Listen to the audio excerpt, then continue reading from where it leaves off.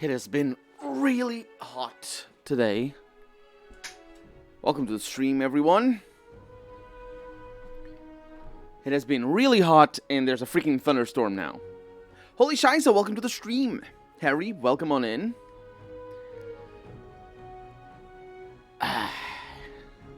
30 degrees C here today. That is more or less where we were at. I have fortunately managed to keep my room at 22 C.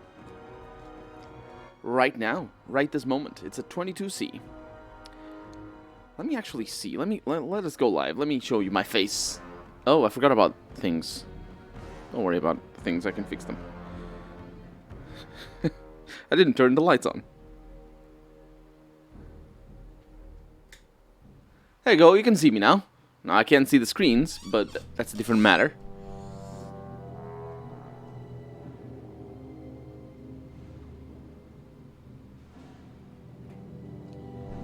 There you go. So, yeah, it's currently 24, and it's 11 p.m., and it's 24 C. That is way too hot. I drove today a total of 400 kilometers. Actually, I stand corrected. It's 21 C. Through a thunderstorm to get to a Chuck E. Cheese press conference. What is the temperature going to be like in the next few days? I wanted to look at this earlier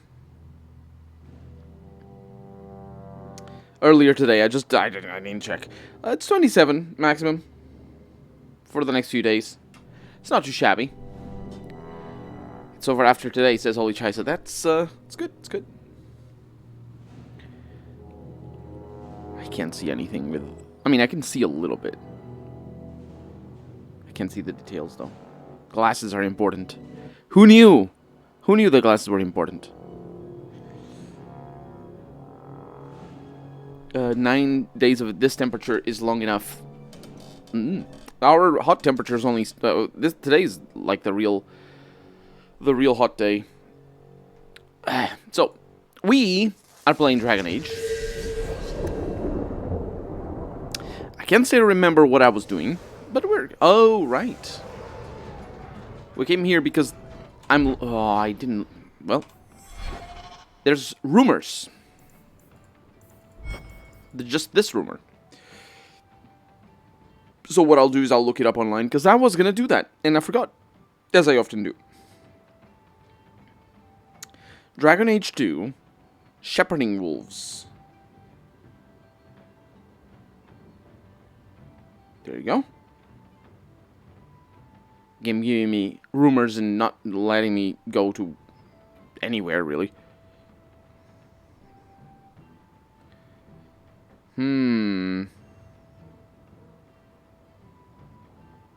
It's a main quest. So we need to complete this one.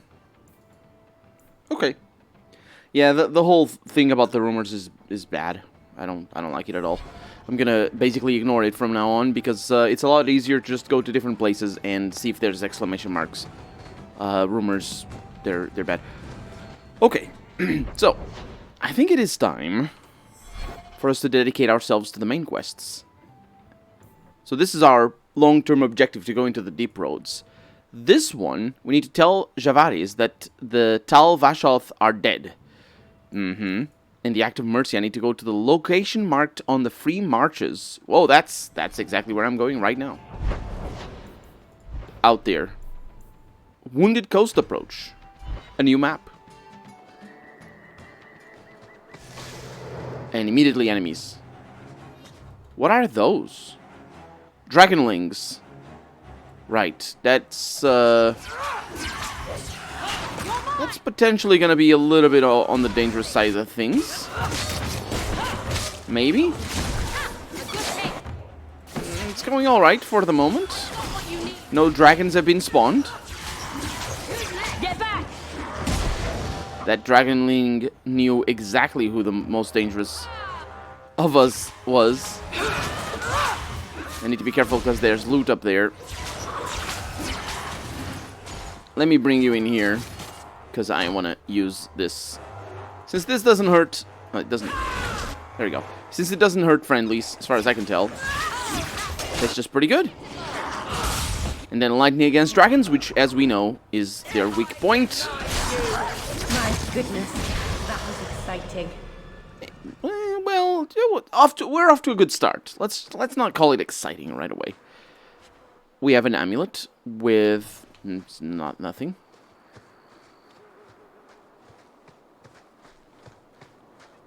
I really do like these maps the best. They're so pretty. Oh, I can't hold shift. I don't know why I would hold shift. They look so nice. And then they have these worked stones. And look at that. It's lovely. This does seem familiar though. But it's undiscovered.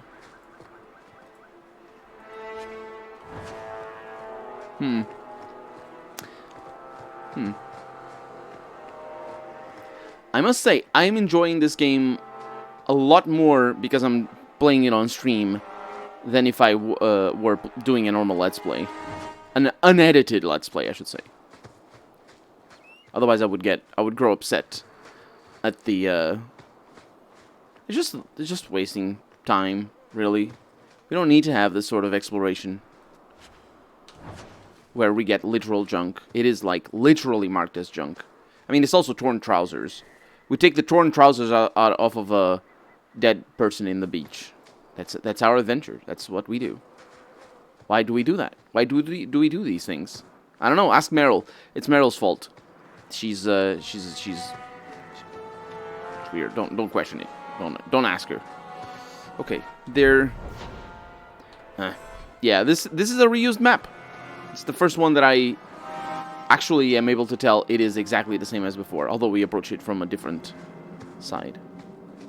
There you are, Thrask. You idiot, bad person.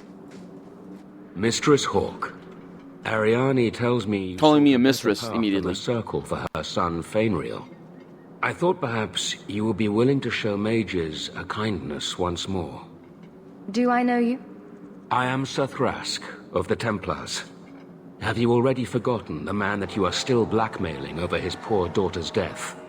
Still, however despicably you treated me, you were fair and kind to the mage Fainriel, and I had no one else to ask. It's a pretty sad picture if I'm the one you trust most.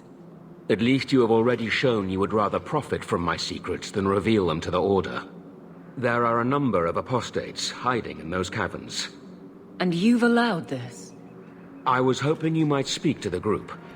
Convince them to surrender peacefully before my fellow Templars arrive. I must say that I did actually want to tell the Order about his activities rather than profit off of it, but it's just not, it wasn't an option, I don't think. Who are these apostates? Where did they come from? These are the mages of the former circle at Starkhaven. It burned to the ground, and their Templars sent for us to relocate the survivors. Unfortunately, they escaped on the journey. With their phylacteries burned, it has been nearly impossible to track them. What's a phylactery? When a mage He didn't joins pronounce the it like that. circle, He the said first phylactery. enchanter takes a sample of his blood. It is used as a focus to track the mage should he escape. Do the other If it's a Templars female intend to mage, do worse it than doesn't work. capture the mages? Sir Karas is a Knight Lieutenant of the Templars, a great crony of Meredith. Should he find apostate Not Meredith. in pursuit, Meredith will consider him justified in murdering the lot of them. Who's Meredith? You have clearly not been in Kirkwall long. Meredith is Knight Commander. She has changed the rules for mages in Kirkwall. They are less free than elsewhere. Though I dare say she has created as much dissent as obedience. So... I would not like to see this become a massacre. Thank you. Your compassion does you credit. These mages have shown they attack Templars on sight. You have a better chance than I to convince them they are better off alive in the Circle than free and dead. Sir Karas hunts them as well. If they have not surrendered by the time Suckeras. he arrives, this will be a bloodbath. Nah, don't worry. So Aveline liked that. So the Knight Commander basically is doing a bad job, and he is Thrask over there, willing to say it out loud as well. Although he trusts me a lot for right now. Yeah, well, let's go inside. I just went over there because there could have been more things in there. You never know. Hi. Oh no, it's apostates. Okay, well, remember how I said I would rather avoid this being a bloodbath? Well, scratch that. It's the bloodbath. We're here for that sort of activity. That is what we're doing. It's bloodbathing a lot. There's probably a better way of saying that, but we don't. We're doing. Actually, wait. Before that, do this one because we haven't seen it yet. So I want to. There we go. Does it affect everyone? It doesn't seem like it affects everyone, but it did kill that one. Fireball for good measure, and that one. This one's probably gonna die. It seems like it tracks them. The meteors track them. These are just. Oh freaking hell. I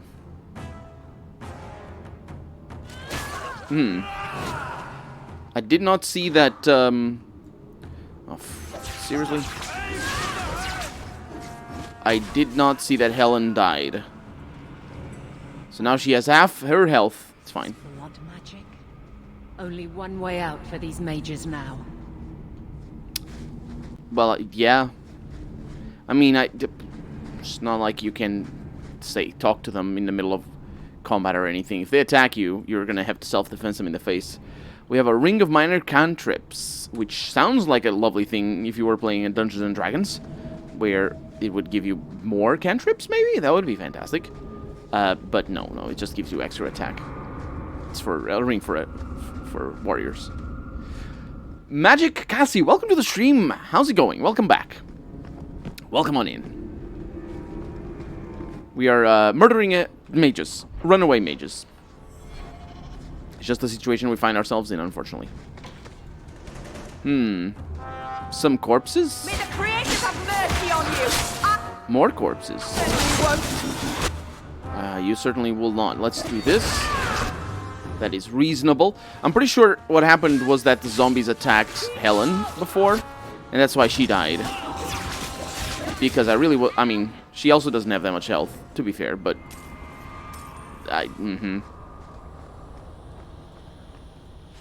The zombies do hit quite hard. I started playing Darkest Dungeon. Darkest Dungeon is so good.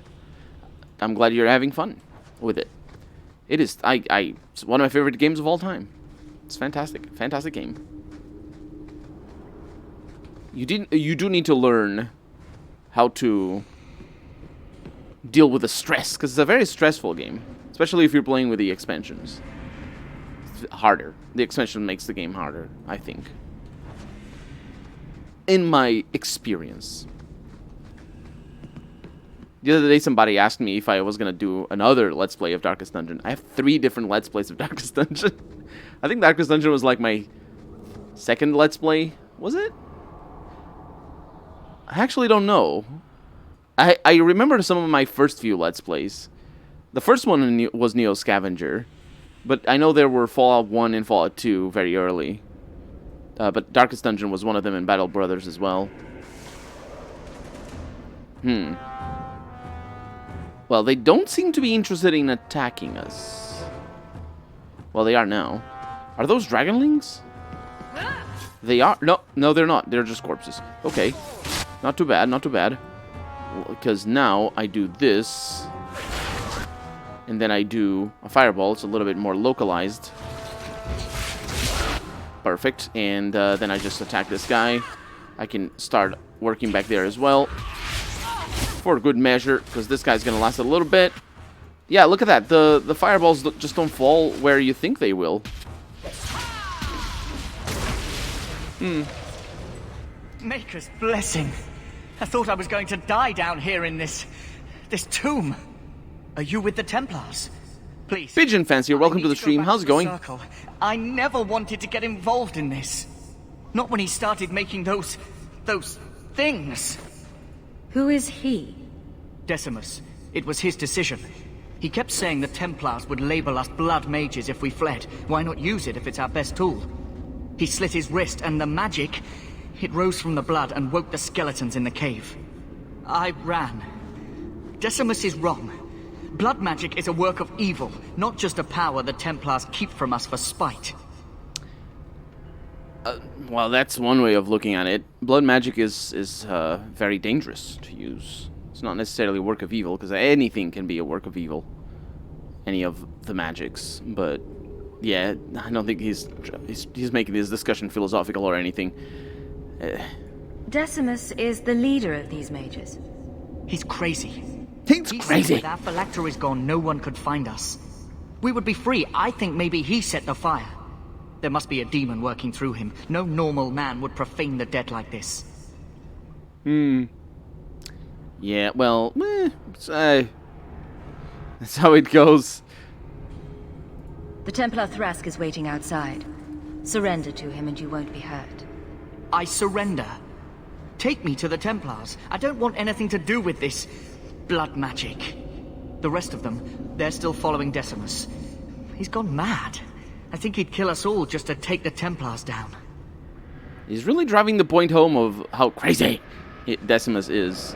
Also, he said, "Take me to the Templar," and I was gonna say, "No, you go." What? Shut up! I'm not your babysitter. And I didn't actually take him to anything. We got some robes here. That's a lot of armor. I like that. I think those might be an upgrade. They do seem to be an upgrade. Well, the thing. Yep, they definitely are. Plus fire damage though. Sure, whatever. Armor is important, as we well know. So, fire damage. I don't do that. I don't do fire damage. Ghostface, welcome to the stream. You're here early. Yes, I also today is the day where I start my stream a little bit later. So, I'm glad that I did, because that way you're here earlier. Otherwise, you would be like halfway through already. So it's a good thing. Saturdays I start an hour later than normal, basically. Is what I mean to say. Where have we not been? No, I think that we didn't go that way. Tab is what I need to click. There we go. Raw lyrium and 200 experience. Not the first time we find raw lyrium. Very important for alchemical ingredients. Or rather, it is an alchemical ingredient itself, but for potions and whatnot, specifically lyrium potions. Another belt, but not a belt of the cantrips. It's just a what a weird invisible wall-ridden place over here. Don't worry, I can right-click and go. Oh, pathing is still an issue. I can't blame you, honestly. Hopefully, it's not for them, although it very well might be. Is it? Well, not for these two. Evelyn, what the heck? What are you doing? Oh, Jesus Christ. Get in here. Need to hand walk her everywhere.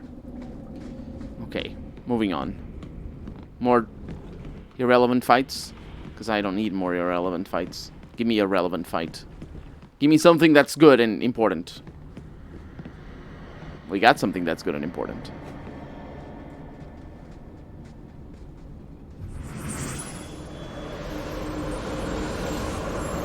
Decimus. They're here! The Templars have come to take us back to the Circle. Decimus, no! Stay your hand. These are no Templars. What do I care what shield they carry? If they challenge us, the dead themselves will meet the call.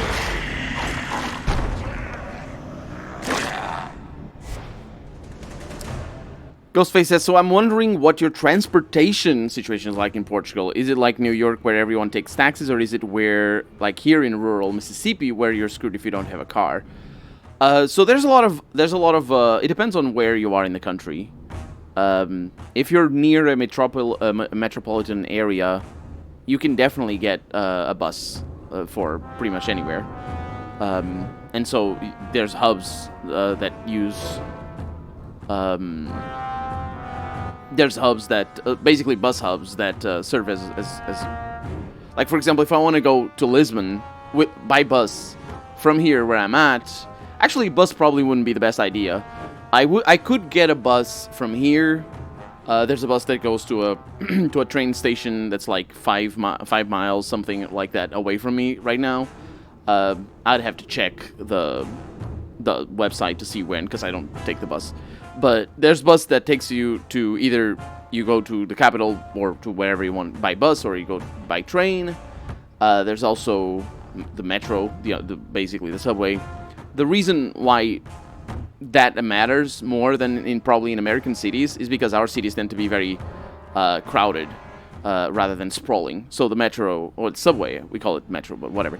The subway is a lot more important, especially within the city.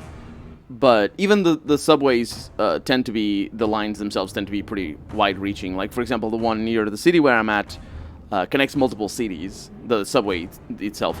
The thing is, we call it, it's not really a subway, it's only a subway in certain locations, but it's an above-ground subway a lot of the time. But it still works as one anyway, so, yeah, there's a lot of public transportation. I wouldn't say that most people use it, but if you're lucky to be able to use it, you can definitely use it and save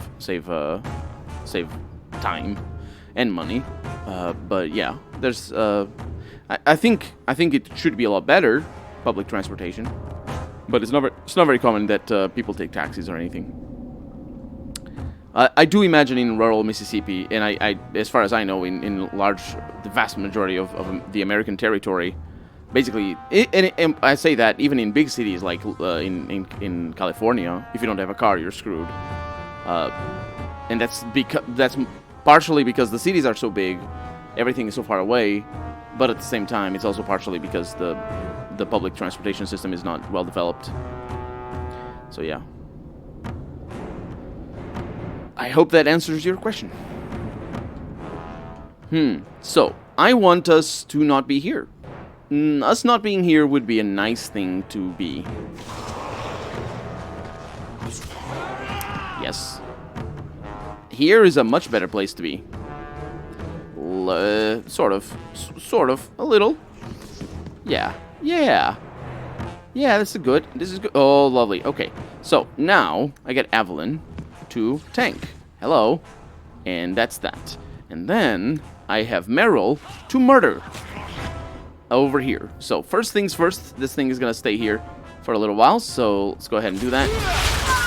Okay, let's go ahead and do this as well. Fireball. Fireball did not get cast. Decimus is here. The idiot. He's an absolute idiot because, well, he's crazy. I'm also a little bit on the unstable kind of side of things because I should not be here. Decimus did a terrible decision. He's also frozen right now. He's dead. He's on the dead side of things now. Okay, unless, of course, there's duplicates because games do enjoy making that happen. Okay, not too bad. There was a lot more space for me to do AoE if these guys were all together, but they decided to stay back, which is fine enough, I suppose. And there we go. Easy enough battle. You killed him? Yes. Oh, Decimus. You should have listened to me, love. I saw what you are. How could you murder one of your own just for daring to defy the Templars? In the rural area of my region, if you don't have a car, you're fucked. There are buses, but they come at every 1 or 2 hours in between. Oh, I'm not saying that the buses are very common here. I'm not talking about commutes either. Oh yeah, I didn't think about that. I didn't answer it properly. The buses would, well, it depends on where you are. If you're really far away, you have a bus twice a day, basically. Yeah, if you're really far away, you need to have a car. But, that's just how it goes. You can't go to every house in the middle of nowhere, just and have you know, frequent buses or anything, and different location, like different. It's yeah, it's, I don't know. If you're like in really far away, you by yourself, you don't get very frequent transportation. It has stuff like the BART, the Bay Area Rapid Transportation. I've heard of that, actually. And people still pick up hitchhikers because all the hippies. Oh, that's kind of interesting. We don't have a whole lot of hitchhiking. Never had as a common thing to see.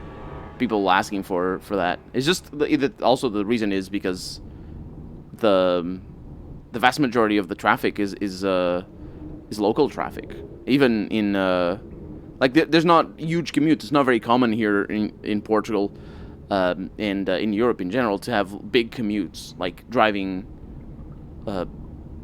hundreds of miles or not hundreds of miles, but even like the biggest commutes are probably going to be like 20 miles at most, and even then you're pretty far away from where you work. That's the sort of because the thing is, salaries aren't that big, so it doesn't justify spending 300 or 400 euros a month in gas alone. And gas is pretty expensive here as well, so the big commutes just doesn't make any sense. You'd rather just move. Like, for example, I had a 25 kilometer commute for a year and a half, and so it took me like half an hour or a little bit more to get to work, but it was totally not in heavy traffic, so I could do that. And I spent a fair amount of money, but the only reason I got the job was because the workplace gave me a bit of money to offset the cost of the transportation, because you know, just spending a lot of money in the commute just doesn't make sense for if you're earning 600-700 euros a month. It just doesn't make any sense to live far away. The BART is the best, though way better than LA Metro. I only know about that because I'm a bum, says Ghostface. I imagine hopping freight trains are illegal in Portugal too. Yeah, it's, yeah, definitely. I don't think it's, there's many people doing that either. There are, yeah, it's not a very common thing here. Yeah, I know it is a problem in other countries, and in the US it's like the typical, you see that in movies and stuff like that, and in India that's very common as well. You know, I imagine in other countries, but here it's just not a very common thing. Almost half the country there works in the capital, country's capital. The commute traffic is crazy. Some people do like 100 kilometers a day. You're talking in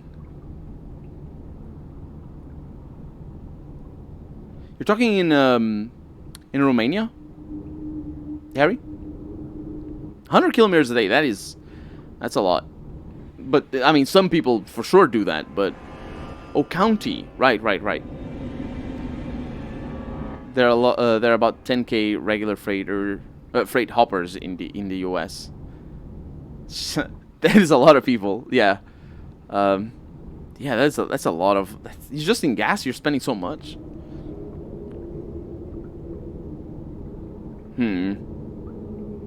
You think he brought those skeletons to life to serve me tea? I warned him. I told him once he marked himself as a blood mage, that was all anyone would see. She won't admit it, but it's obvious she's just as corrupted. I swear to you, I have had no Bucharest. truck with demons. I think that's how it's in English as well. We only want our freedom. Without your help, the Templars will execute us all for Decimus's crimes. If not in the Circle, how do you intend to live? I hear there are places outside the Free Marches where the Templars are not so vigilant. You followed him. You should all face punishment. If you try to turn us in, do not think your own talents will go unremarked. Do not doubt that the Templars will let an extra apostate share our punishment. This is risky. Thrask said other Templars were coming. They would have us kill a man for doing the just work of a Templar. Will you buy us time to flee Kirkwall? They would have us kill a man for doing the just work. This is risky.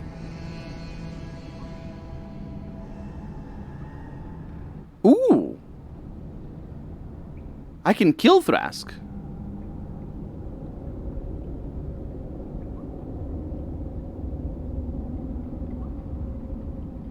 Let's go this. I will do what I can to help, but not at the cost of Thrask's life.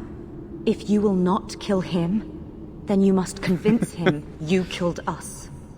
That is our only hope. But I spent 2 weeks traveling with these Templars. They strike first and think after.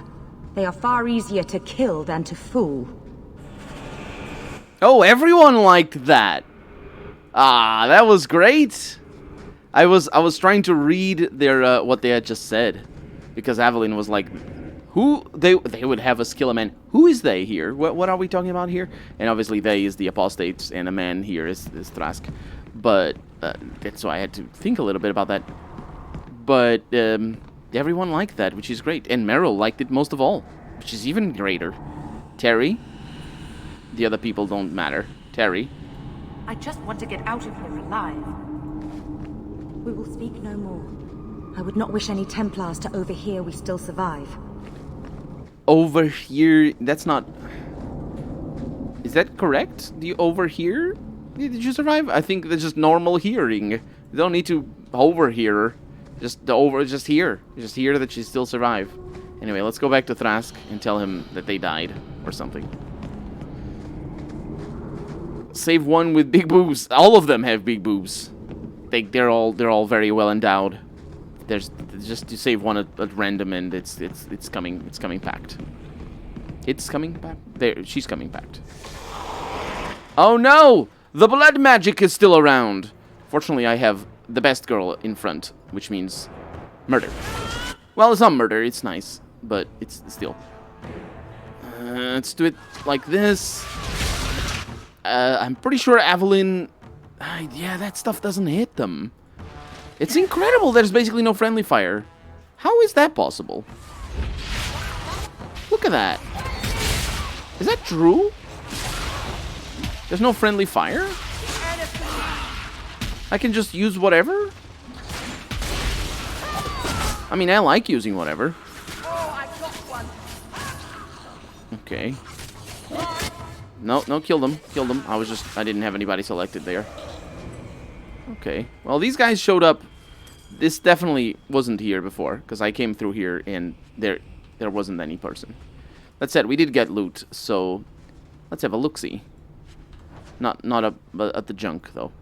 Let's get a look-see at. These don't matter. That does matter. Extra 59 attack and magic resistance. You know what? That's not half bad.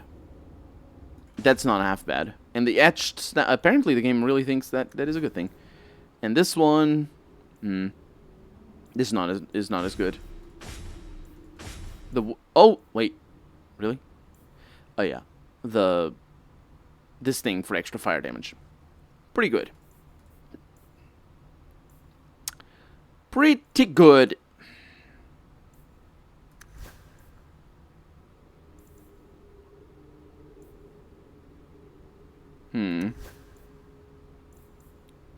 Ring of Minor Cantrips, for sure.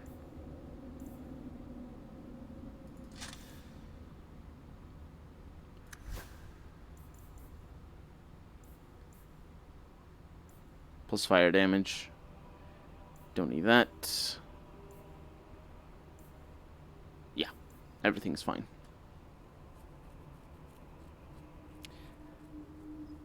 It's kind of an old way of speaking, kind of like how men used to be mean. Can be used to mean all people. What was I saying? It? Did I say was it about it? I don't know. I don't know what I was referring to. The chantry is definitely written in a very excuse me. The chantry is definitely written in a very male-centric way, though. Like, they always say man and he, and it's always. It's like they absolutely done it on purpose. The rest of the factions don't do that. They're written normally. They say person and say other things like that. But the Chantry is like, oh man, all the man, everywhere. So, I don't know if that's what you're referring to, that I said, because I say that sometimes. These guys are so goofy. Did you see them move? That's not. You don't do that. Don't make them move like that. That's silly. You don't want silly in your game. You want nice and Meryl, which is a little bit silly. But, well, she is actually. Is she the only silly companion, I wonder? Meryl, I mean?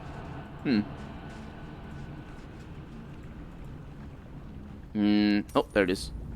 Yeah, completely irrelevant fighting. My god. We don't need that. We don't need that. There we go. Are you trying to tell me this boy is all that's left of the apostates? I ran away when they began to use blood magic, sir. They are not in the caverns, Sir Karas. I have thoroughly... Sakaras! What is this? I'm, what? I was helping Sir Thrask. The apostates are all dead. Dead? But I asked... You've always been soft on the robes, Thrask. Makes me wonder if these demon worshippers haven't gotten their fingers into your mind. Men, search the caverns and keep these interlopers under guard until we see what's in there. You're wasting time better spent tracking any escaped apostates. Seems like you've got something to hide. Show these fools what happens when you interfere with a Templar's investigation. I like that a lot. A lot. Oh, yeah. So, what happens when I interfere with a Templar's investigations is that the Templars die. A lot. They die. So let's go with a little bit of freezing, a little bit of fists from the sky. It's actually not from the sky, I keep forgetting. And then a little bit of lightning, and another little bit of lightning. And everyone's dead. Where's Thrask? Is Thrask dying? Did I just kill Thrask? I don't know. I don't actually know. Also, you guys need a good fireball, so let's do that. Let us do this. Let us do this. Perfect. And might as well do this. Oh, they're all dead. They're showing up. There's more of them. They really... Oh no, that's teleporters. That's what they are. They're really interested in attacking Meryl, though. Meryl, come on, use the other one. There you go. Stop that guy in particular. Yeah, these guys just keep showing up. I only have a little left. No, you got quite a lot left. Don't worry about it. It's all fine. Well, it's a little bit less fine when nobody is attacking. Well, I don't know what... Oh, this is Thrask. Thrask is alive. There you go. By the grace of the Maker, they're dead. I wanted this to end peacefully, not... What is she doing here? No peace between the Mages and Templars of Kirkwall, sir. It has gone too far. Well, there can be no peace. Well, there isn't, in the sense that one of them captures the other. It's what... Because it's not what we're talking about here in the piece, I think. Maybe? You did not aid your fellow Templars. Does that mean you're leaving the Order? I suppose my side has been picked. I will tell the other Templars you killed Karas and I came upon the bodies.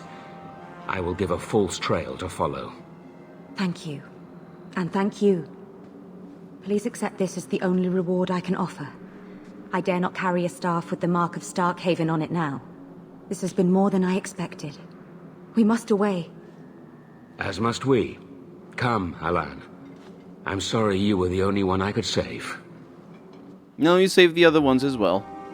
I see what Thrask... But there's a problem with Thrask's writing, basically. I see what's going on. Thrask... Do you remember how I said that he was basically... Oh yeah, we can see both sides sort of thing. And then he just proceeded to say his side as he did before? Yeah, that wasn't a characterization dialogue. Food is always the excuse. and women. Does Romania have any game-related events? Food.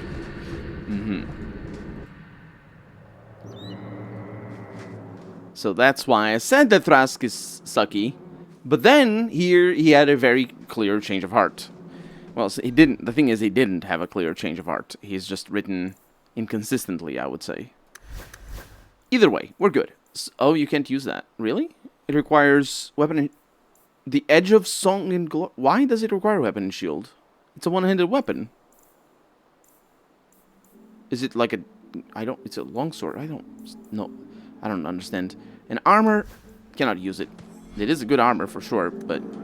We're done here. That probably means that the quest is done.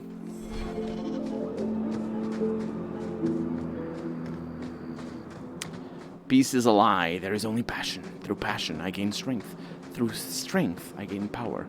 Through power, I gain victory. I remember the power bit. Through victory, my chains are broken. Fellow Sith, stabs Harry in the back.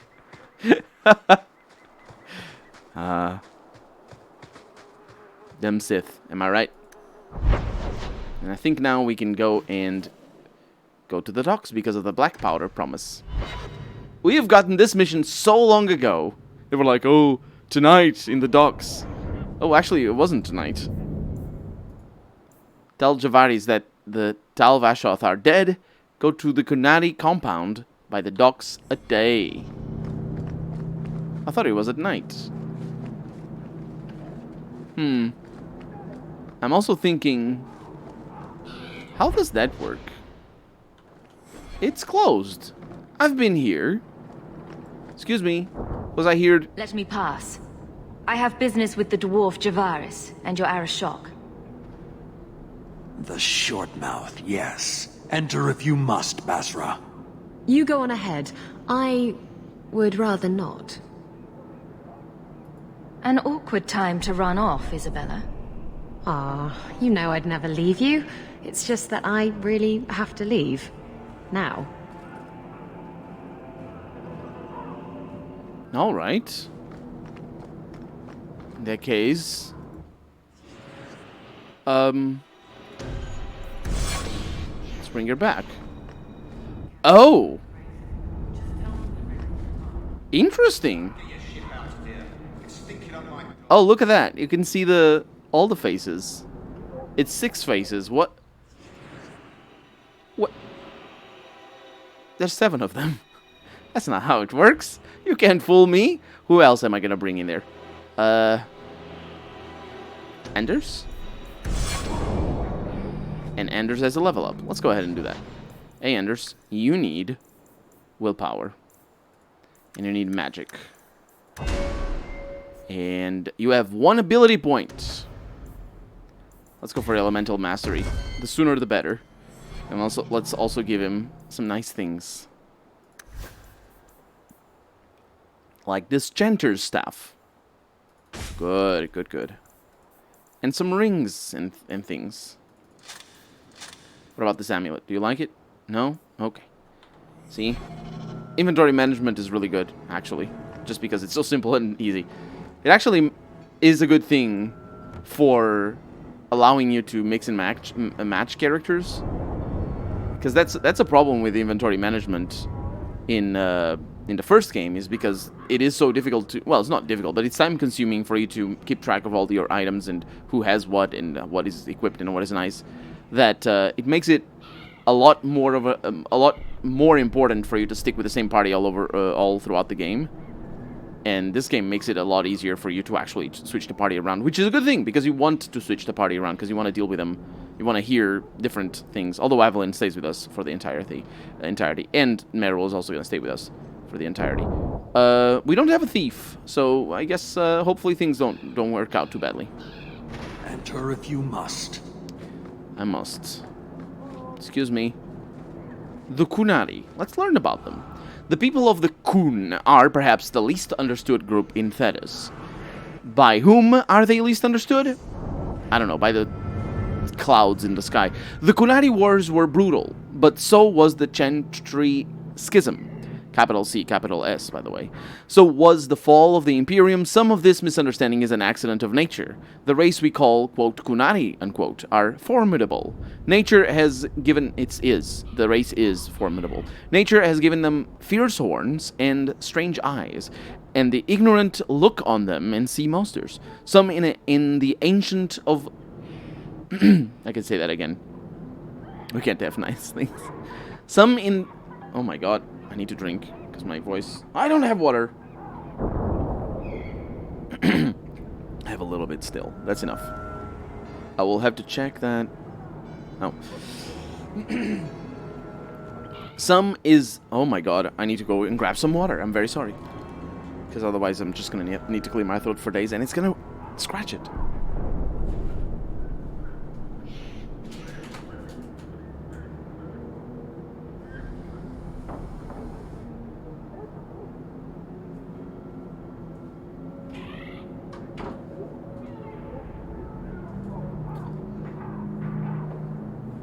Terrible things.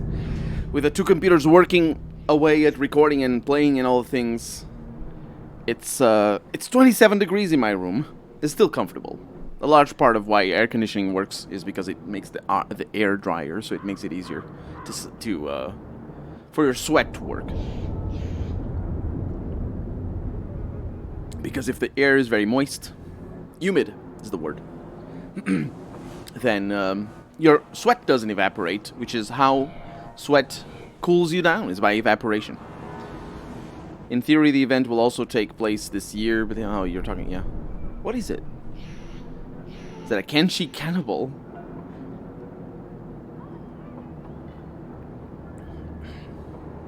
Oh, it's a Comic-Con. Oh, I see. Let's get back to it. Hopefully, I think so. Nah, the voice is still bad. Like, we can talk a little bit. A large part of clearing your throat out is realizing that sometimes, yeah, just the projection of the voice is very important. But yeah, I think it's there. I think we're good. Some is an accident of language. Few among the Khun's people speak the common tongue, and fewer speak it well. In a culture that strives for mastery, to have only a passable degree of skill is humiliating indeed, and so they often keep quiet among foreigners out of shame. But much of it is a result of the culture itself. The Kunari view their whole society as a single creature, a living entity whose health and well-being is the responsibility of all. Each individual is only a tiny part of the whole, a drop of blood in its veins, important not for itself, but for what it is to the whole creature. Because of this, the Kunari Because of this, the Kunari most outsiders meet belong to the army, which the Khun regards as if it were the physical body, arms, legs, eyes, and ears, the things a creature needs in order to interact with the world. One cannot get to know a person solely by studying their hand or their foot, and so one cannot truly, quote, meet, unquote, the Kunari until one has visited their cities. That is where their mind and soul dwells. Or dwell, rather, yes. In Seheron and Parvolen, one can truly see the Kunari in their entirety. There, the unification of the Kunari into a single being is most evident. Workers, whom the Khun call the mind, produce everything the Kunari require. The soul, the priesthood, seeks a greater understanding of the self, the whole, seeks a greater understanding of the self, the world, and exhorts the body and mind to continually strive for perfection. The body serves as the go-between for the mind, the soul, and the world. Everyone and everything has a place decided by the Khun, in which they only... I don't know why I'm thinking of too many things at the same time. In which they work for the good of the whole. It is a life of certainty, of equality, if not individuality. It certainly isn't of individuality, at least not in the way it's described. It's also a life of killing other races a lot in the face. They do that. They murder other people. And they're invaders a lot of the time. So I'm not 100% sure how that ties into the larger geopolitical scenario here of the city. But this does seem like just a little enclave. So it's not, you know. And it's just, they're just hanging out. being like, "Oh, look at me with my big abs. Look at these. Look at the abs. Look." They're not telling me to look. Ah, my right hand arrives. Summon your Arashok. The bargain is done. Above the outside temperature, that is quite hot. Yeah, Hours. that is very hot.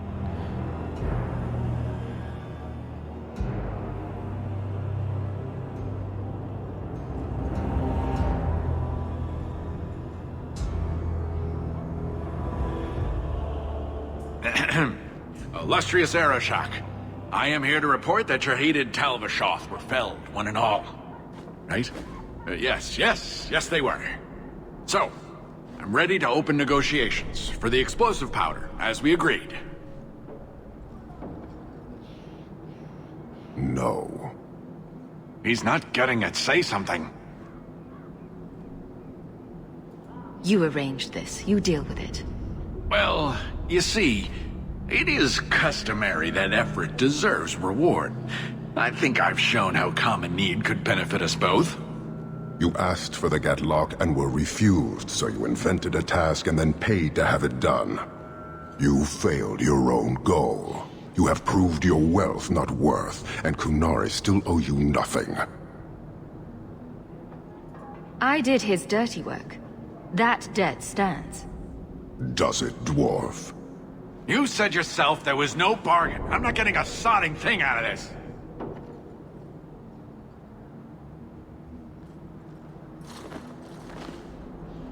This human did what you could not, something I did not expect of any outsider, and you have involved me. If you made a bargain for the Tal-Vashoth, that debt for their lives will be honored. Sod it all, take your coin, take whatever. Hornhead Oxmen and mongrel donglords, suck your own powder and blow your head off, sod it. You will leave as well, human. There's no more coin for you here. Well, I guess I'll leave, won't I? We got a new codex entry, though. About the Kun. Long ago, the Ashkari lived in a great city by the sea. Wealth and prosperity shone upon the city like sunlight. And then, somebody gazed out onto the rocks and the bad things had happened to the outside. The city exists only to defile itself. I recognize this voice actor. From Gothic 3. Possibly Gothic 2 as well.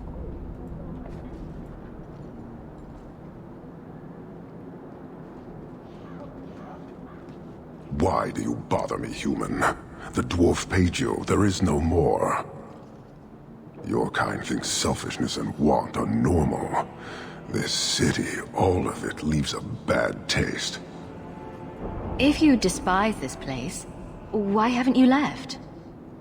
Since we arrived, I have seen nothing but greed and weakness. Dwarves, humans, elves, just festering. No order, no goal. You are one of the few I have met with any ability.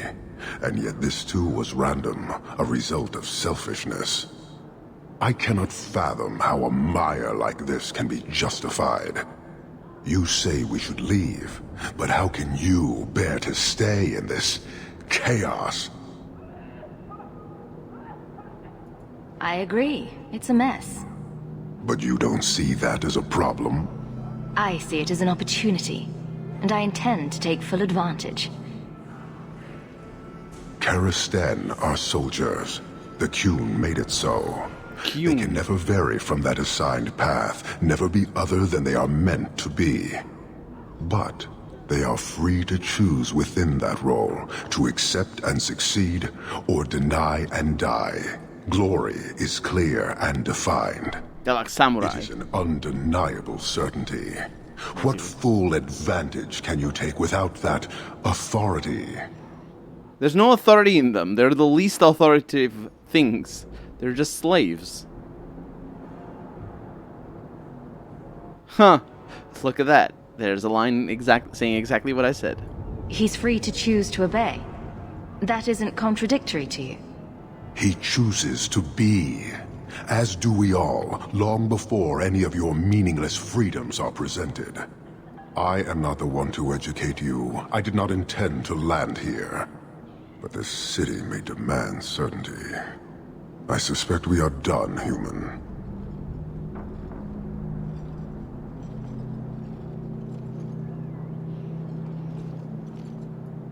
I don't think Kirkwall would do well under military rule.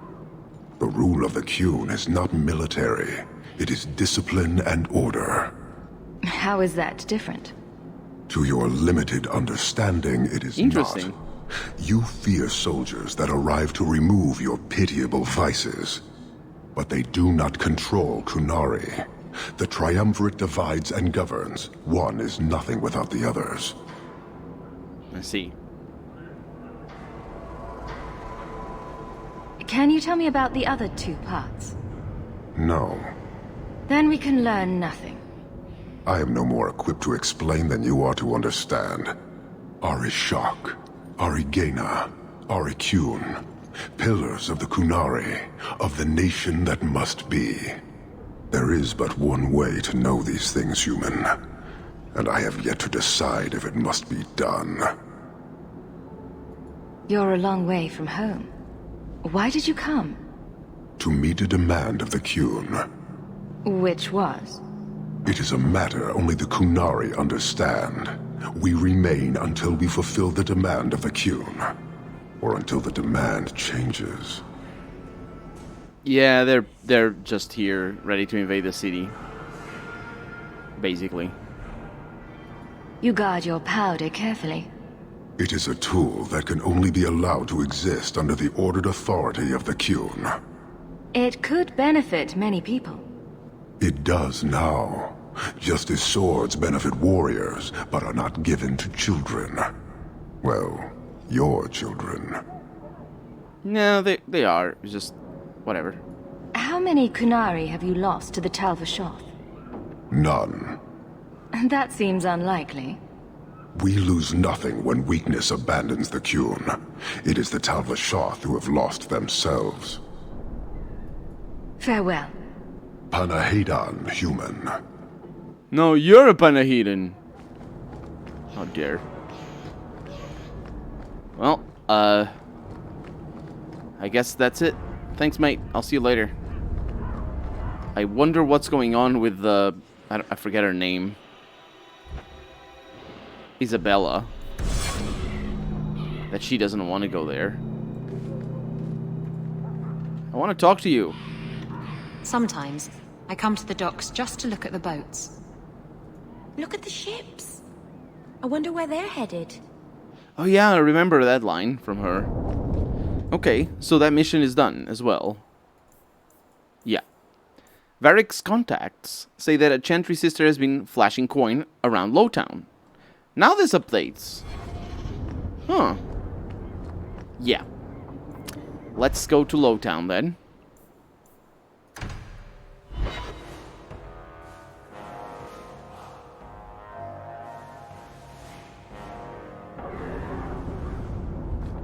See if they talk. It's not always fun and games on the sea, though. There are storms and hostile pirates. And it's trying being cooped up with men who haven't seen a woman in months. You're a woman. Exactly. And I don't usually let them touch me, so they get... frustrated. I insist all of them get alone time. Helps with the crankiness. They're already lonely. Why would you insist they be alone some more? Ah, Meryl. What? Did I miss something? Go think about it. Maybe it'll come to you. Maybe it'll come to her. Sure. No pun intended, I'm sure. Anyway, where are we supposed to go here? Is it during the night? I think it is during the night.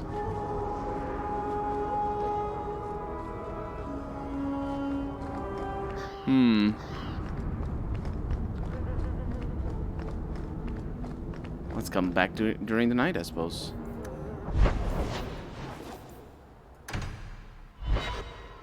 It is. It's got a marker. Rumors have markers now. Jesus Christ.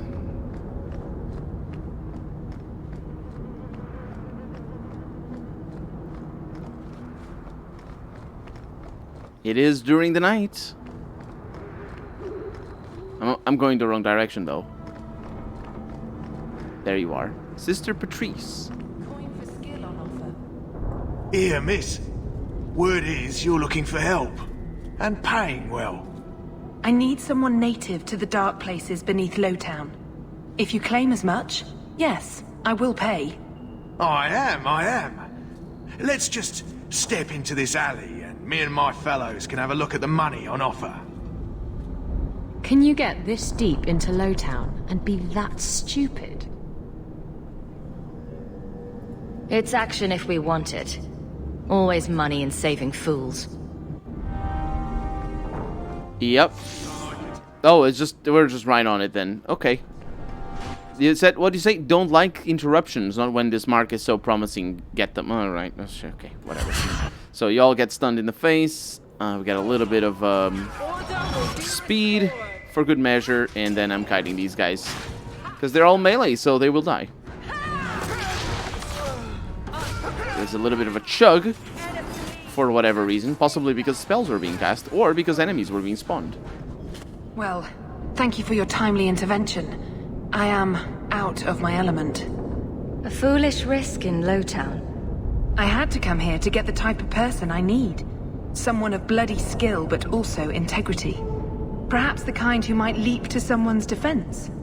I have a charge who needs passage from the city. If you are willing and capable, meet me at my safe house nearby. You make a lot of assumptions. It almost got you killed already. All the more reason to end this quickly. You must need coin. Everyone here does. Varnell! Not so helpless, I see. I hope you will come. This matter only grows more urgent with time. Well, let's go. I don't know where, though. Because she didn't actually say. Did she actually say where we're supposed to go? It's in here. Follow the quest marker. This whole following quest marker business. It's not the first time this game does this. And there's no need for it either, I suppose. It's just the way the quest is designed.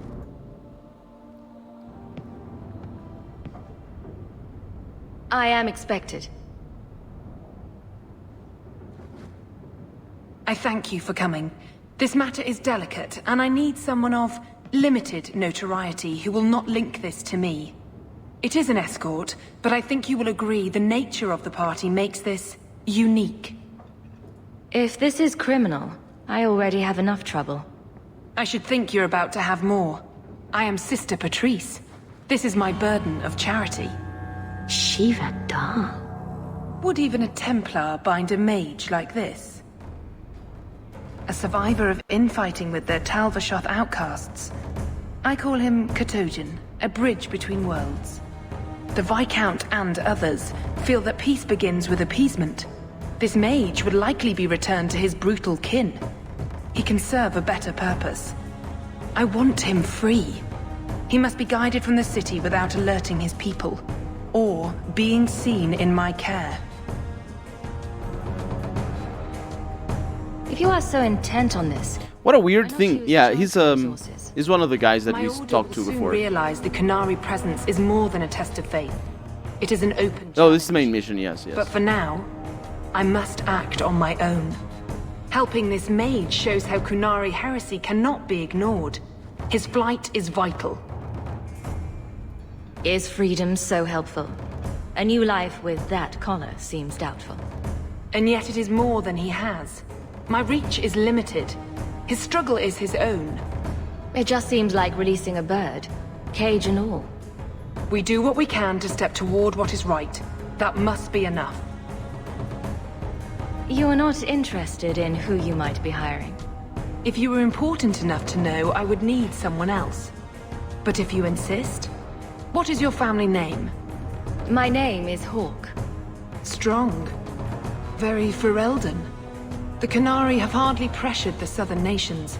You have not seen as many converts or those who refused. See what we're talking If about. this action, I'm siding with any action, can lessen their influence, it must be done.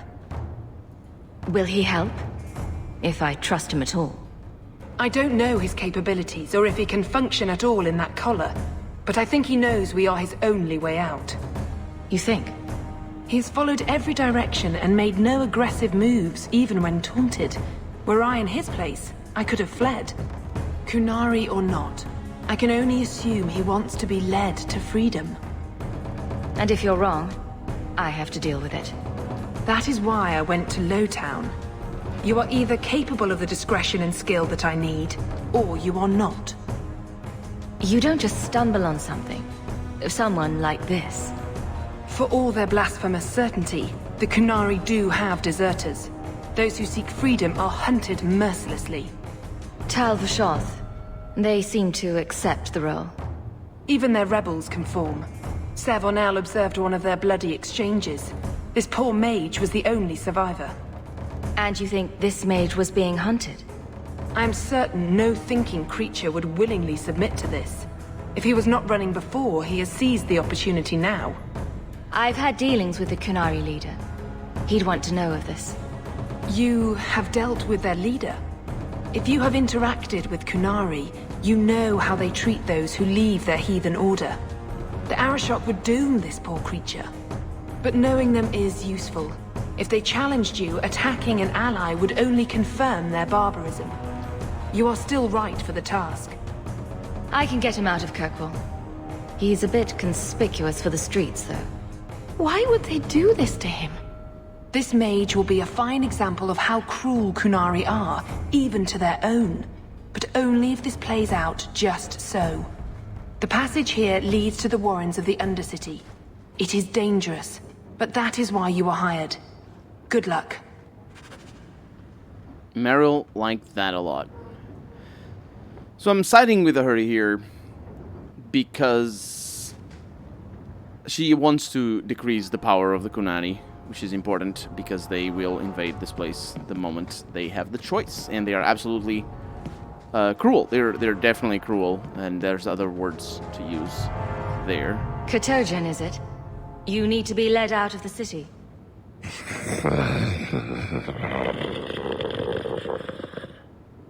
I don't know if he understood you. I know I didn't understand him. It has been difficult to get information, but look at him. Would you want this? We must have that in common. Sir Varnal. Do it or don't, but get out of my sight, Ferelden. And that's the Undercity Warrens. Is that how we're gonna... Wait a minute. What do you mean the Undercity Warrens? Have we been down there?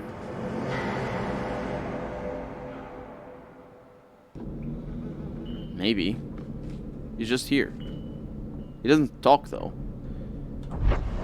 We have not been here. I would not approve of coming here to avoid the guards, but these circumstances are unique. Mm-hmm. And the well, that's just how it goes. The spiders are also a little bit on the enormous side of things. Let's see what I can do here about disarming. Oh, they're already. There's nothing. There's no disarming to be done. But because we have traps, I will use Isabella at the front. I think that's gonna be better. It's like a BDSM lurch. He does have the sort of there's a name for it, isn't there? For an offshoot for bondage, for the bondage bit of BDSM. No, BD. BD is bondage. Yeah. Trap ahead. Right there. It's done. 100 experience. It pays so much to disarm them. Something for you. I'm good at this. Mm-hmm. Spank them well. I can't take credit for all of this. No, you can. You're such a slave driver. Tread lightly. It is so good that I'm sending her at the front. I will need a little bit of damage. Let's do backstab. Let's get her healed. And that way, she avoids a lot of the attacks from the other spiders. I go back here, and hopefully that spider back there is stuck.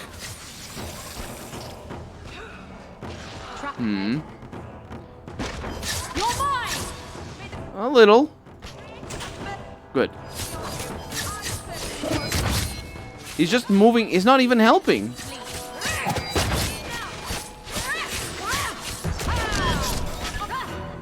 Kill. I got what you need right here. I'm not even using the explosive attack, which would be absolutely devastating. But because we're never in danger of actually taking any damage or dying specifically, I might as well not bother. Because it's just easier to pause the game when I'm gonna do that, and then use the explosive attack. But that, of course, means that the combat is done a little bit slower because I'm pausing the game. I could know my shortcut keys a little bit better, but nah, it's easier this way.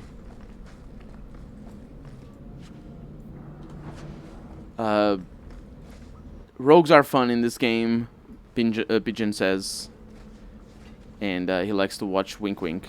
There's a name for that as well. I forget what it was. Oh, it's voyeurism, I think. He's not very helpful, is he? No. It doesn't do much. What the blazes is this? Looks like a walking armory. Maybe she's testing Daddy's boots. The pretty ones always have something to prove. What is going on? Ah, look at this. Undercity's feared by all, but there's no shortage of fools with coin who want to test it. What is this thing? Collared like a dog lord's bitch. You some sort of canary lover? Maybe I should get rid of you and see who'll pay the most for your pet. I don't think it likes you threatening its master. Maybe we let this one pass. Try me further, and my charge is the least of your worries. Stow it! You're kindly fat up city. Then think you can buy the skill to survive here. I'll show you different. Pet or no pet.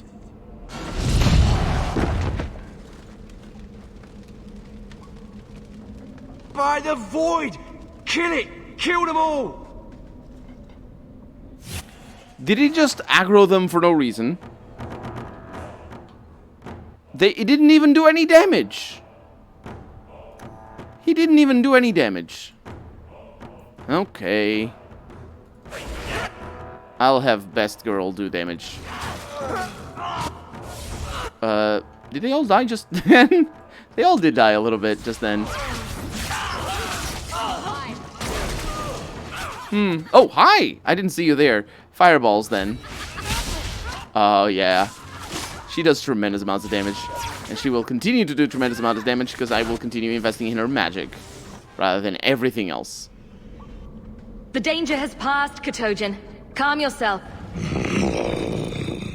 Everything is on fire, though. Did you react because your lead was threatened? How much of this is just blind instinct, I wonder? You can't gesture. It's gonna be a dialogue. Stomp your feet twice for yes or something.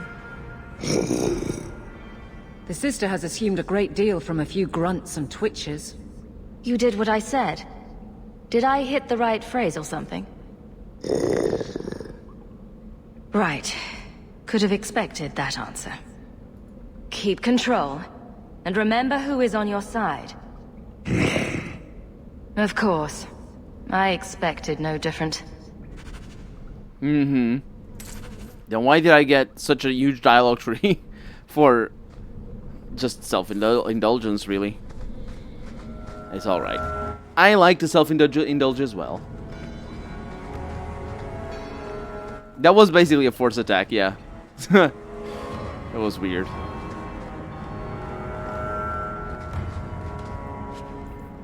We have the Boots of the Spiral Eye. For mages. Good stuff. They are indeed an upgrade over normal boots. What do they do? Nothing. Just The irrelevant items. My god. It's fine. It's good.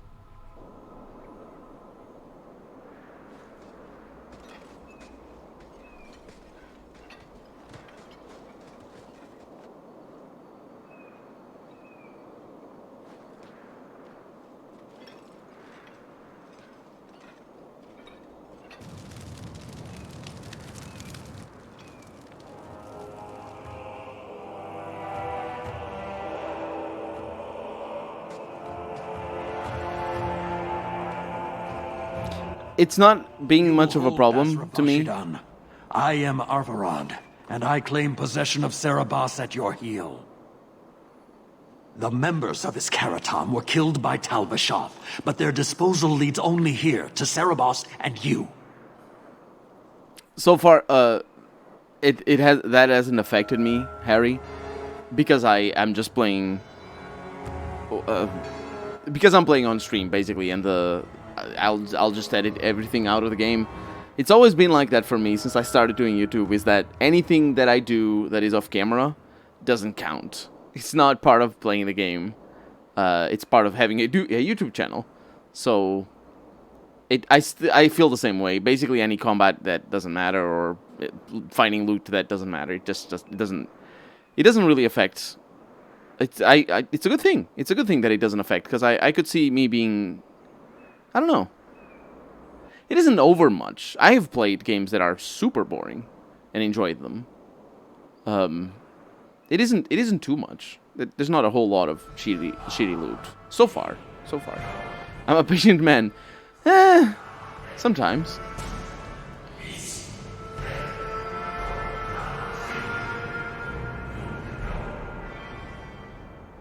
I just got here, coming from the other way.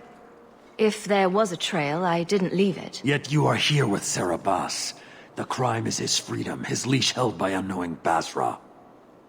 Hey, Azor. We will not allow that danger to continue. Let your own mages doom you. Serabas will be properly confined. And if he doesn't want to go back? Serabas, show that your will remains bound to the Qun. He has only followed you because he wants to be led. He has allowed no other purpose.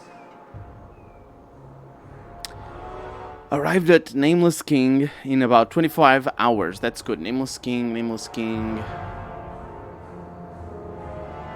I don't actually know the timeline. In Dark Souls 3, Nameless King?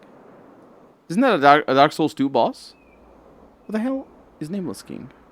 I don't remember. Is the new Pathfinder out?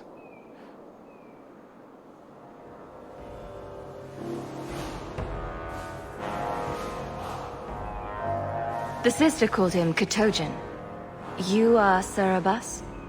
Serabas is his role and his name, as you understand it. It is the accusation and acknowledgement of being a mage. And you are Arvarad? My role is to hold the leash and hunt the Grey Ones who leave the Qun. Or Baz who have not yet been enlightened. Those camera angles say everything there.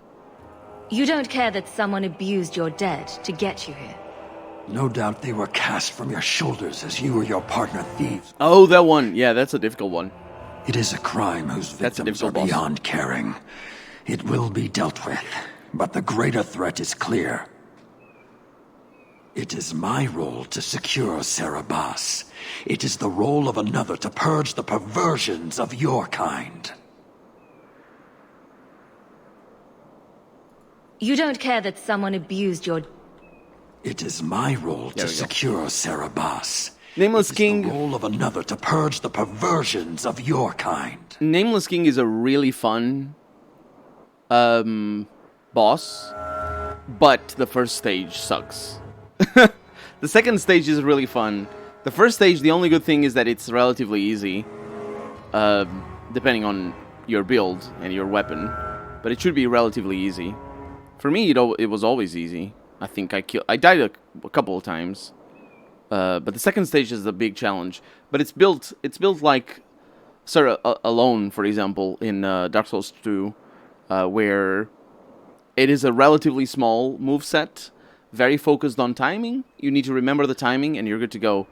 I had a lot of fun, but I had a lot of fun. But the moment I knew that it was about memorizing the timing, and I was just like, okay, well, I watched a YouTube video and I memorized the timing based on a YouTube video. Because the problem with memorizing timing is that it only works if you don't have a first phase before without the timing. So in Cerulon, in Dark Souls 2, it works because it's only one phase. I mean, it isn't one phase, but it is always the same kind of enemy. So you get into the fight, you have time to settle down and to learn the timings. In the Nameless King, you need to fight and sometimes die. You need to fight and sometimes die to the first phase, which is nothing like the second phase, which is bad boss design, and it's just bad. Don't make two phases in bosses. Make two bosses. Don't make two phases, and make a good boss. And they made a good boss. The second phase, the first phase is not. Unfortunately, they just love their phases, which it sucks. It's bad. It's bad. First phase is utterly bad with camera. Yeah, it's not even, like, and my problem isn't that even the camera. The camera is a big problem why it's bad, but my problem is that because you need to hit the head, specifically, either you have a very, like, my strategy is just to go with a lot of poise damage. I love poise damage. I love poise damage. It's great because you get to see different moves, and it's great for pacing in combat. I love poise damage. It's just a kind of combat that I really enjoy. But if you go with poise damage, there's a kill state for the whatever, for the dragon. It's a dragon. There's a kill state for the dragon. You do a special attack 3 times or 4 times, and you kill the boss. You kill the first stage. But if you don't do that, if you don't do poise damage, you need to have like, for example, a halberd. Although halberds do a lot of poise damage as well, depending on your strength.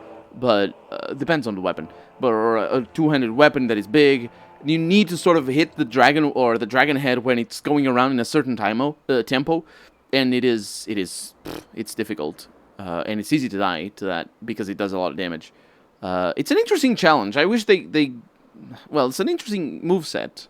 They just should have, I don't know. It's very difficult to pull off dragon fights.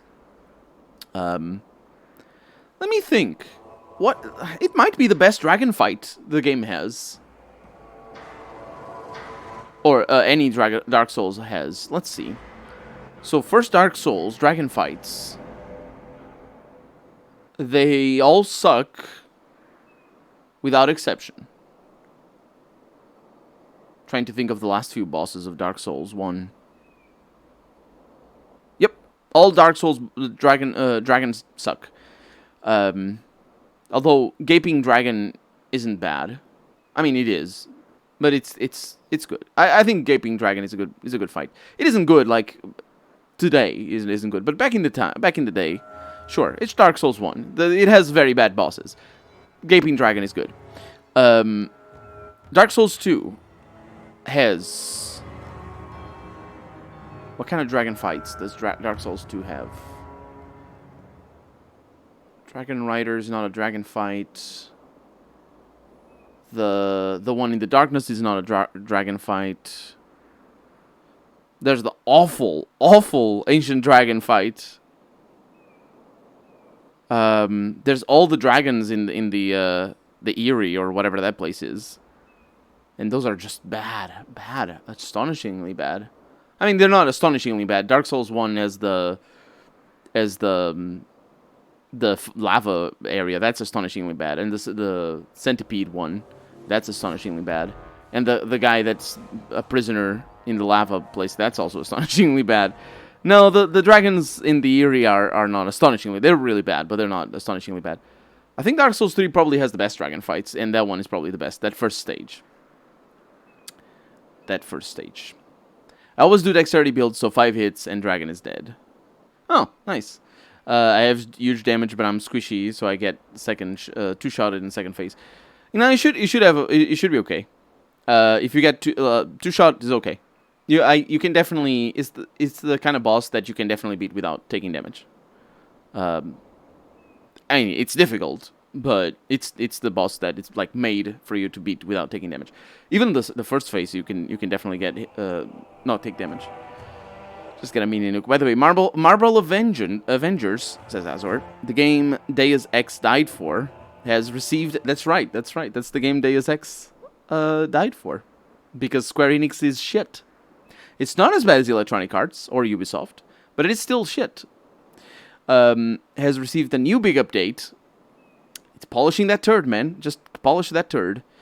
Devs say everyone can come back and is now amazing according to them. Right. Are they giving the game away for free? Because if they give the game away for free, I will add it to my library and never install it. That's my take on the game. I have zero interest in that sort of game. Well, actually not zero interest. If I had friends that wanted to play the game, I would play it. And then maybe I would have zero interest in it. Because, like, for example... Yeah, that makes sense. If I had friends who were like, I want to play that game, maybe I would play it with them. But only with them. But there's a lot better games to play with friends. Like Rocket League, for example. 60 euros! You're out of your mind. You're out of your fucking mind. 10 euros is a lot. But it's probably fair. Because it's got microtransactions. But please give it away for free. If it's a free-to-play game. Or not free-to-play, but, you know, if it has free-to-play mechanics. Never in my life had I played a superhero game. Best superhero game... Prototype.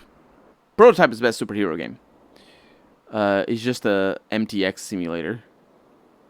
Microtransactions? Is that what MTX stands for?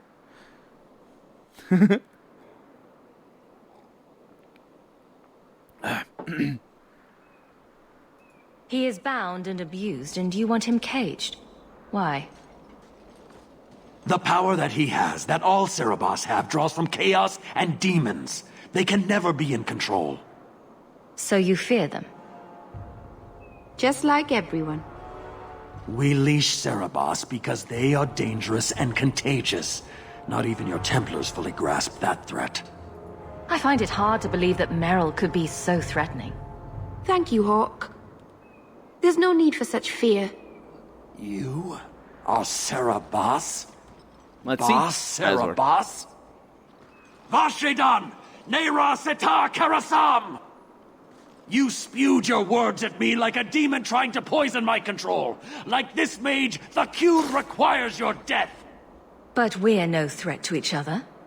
Boss Cerebos, you will be no threat to anyone.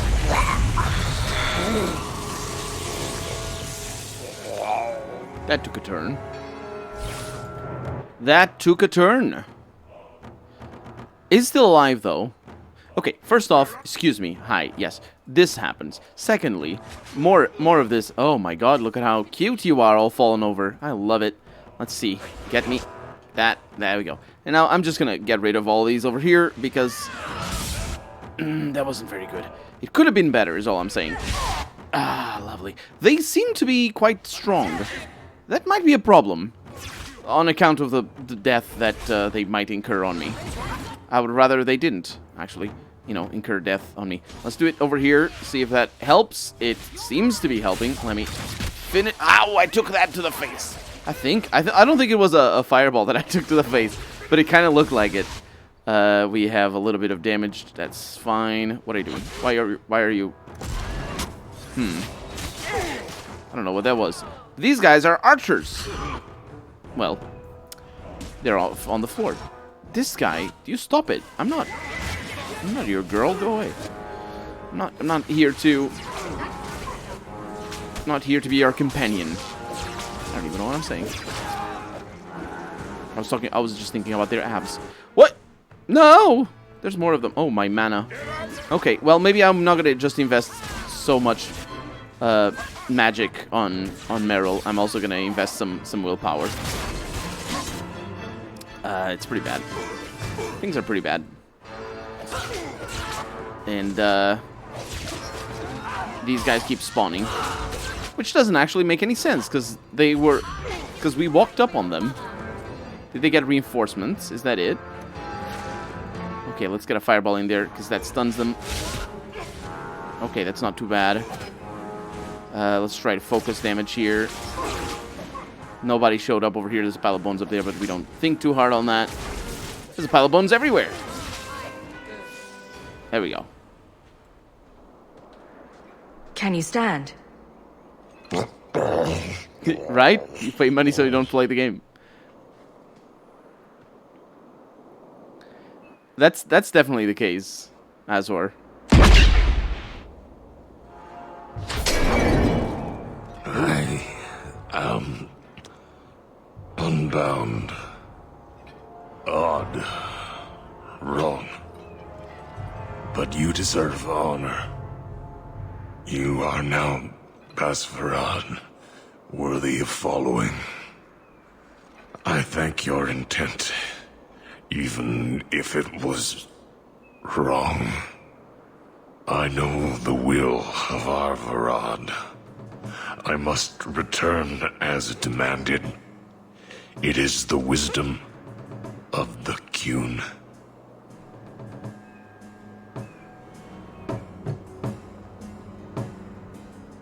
I went to all this trouble and you still want to die.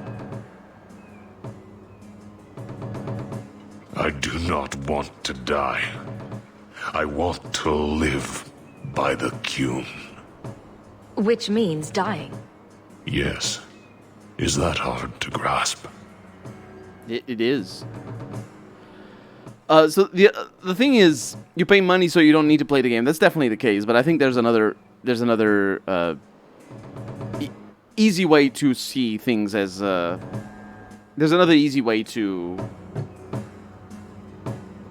see it as just a bad thing, because it's kind of tricky. That argument of the time savers being bollocks, which they are. The time savers are bollocks.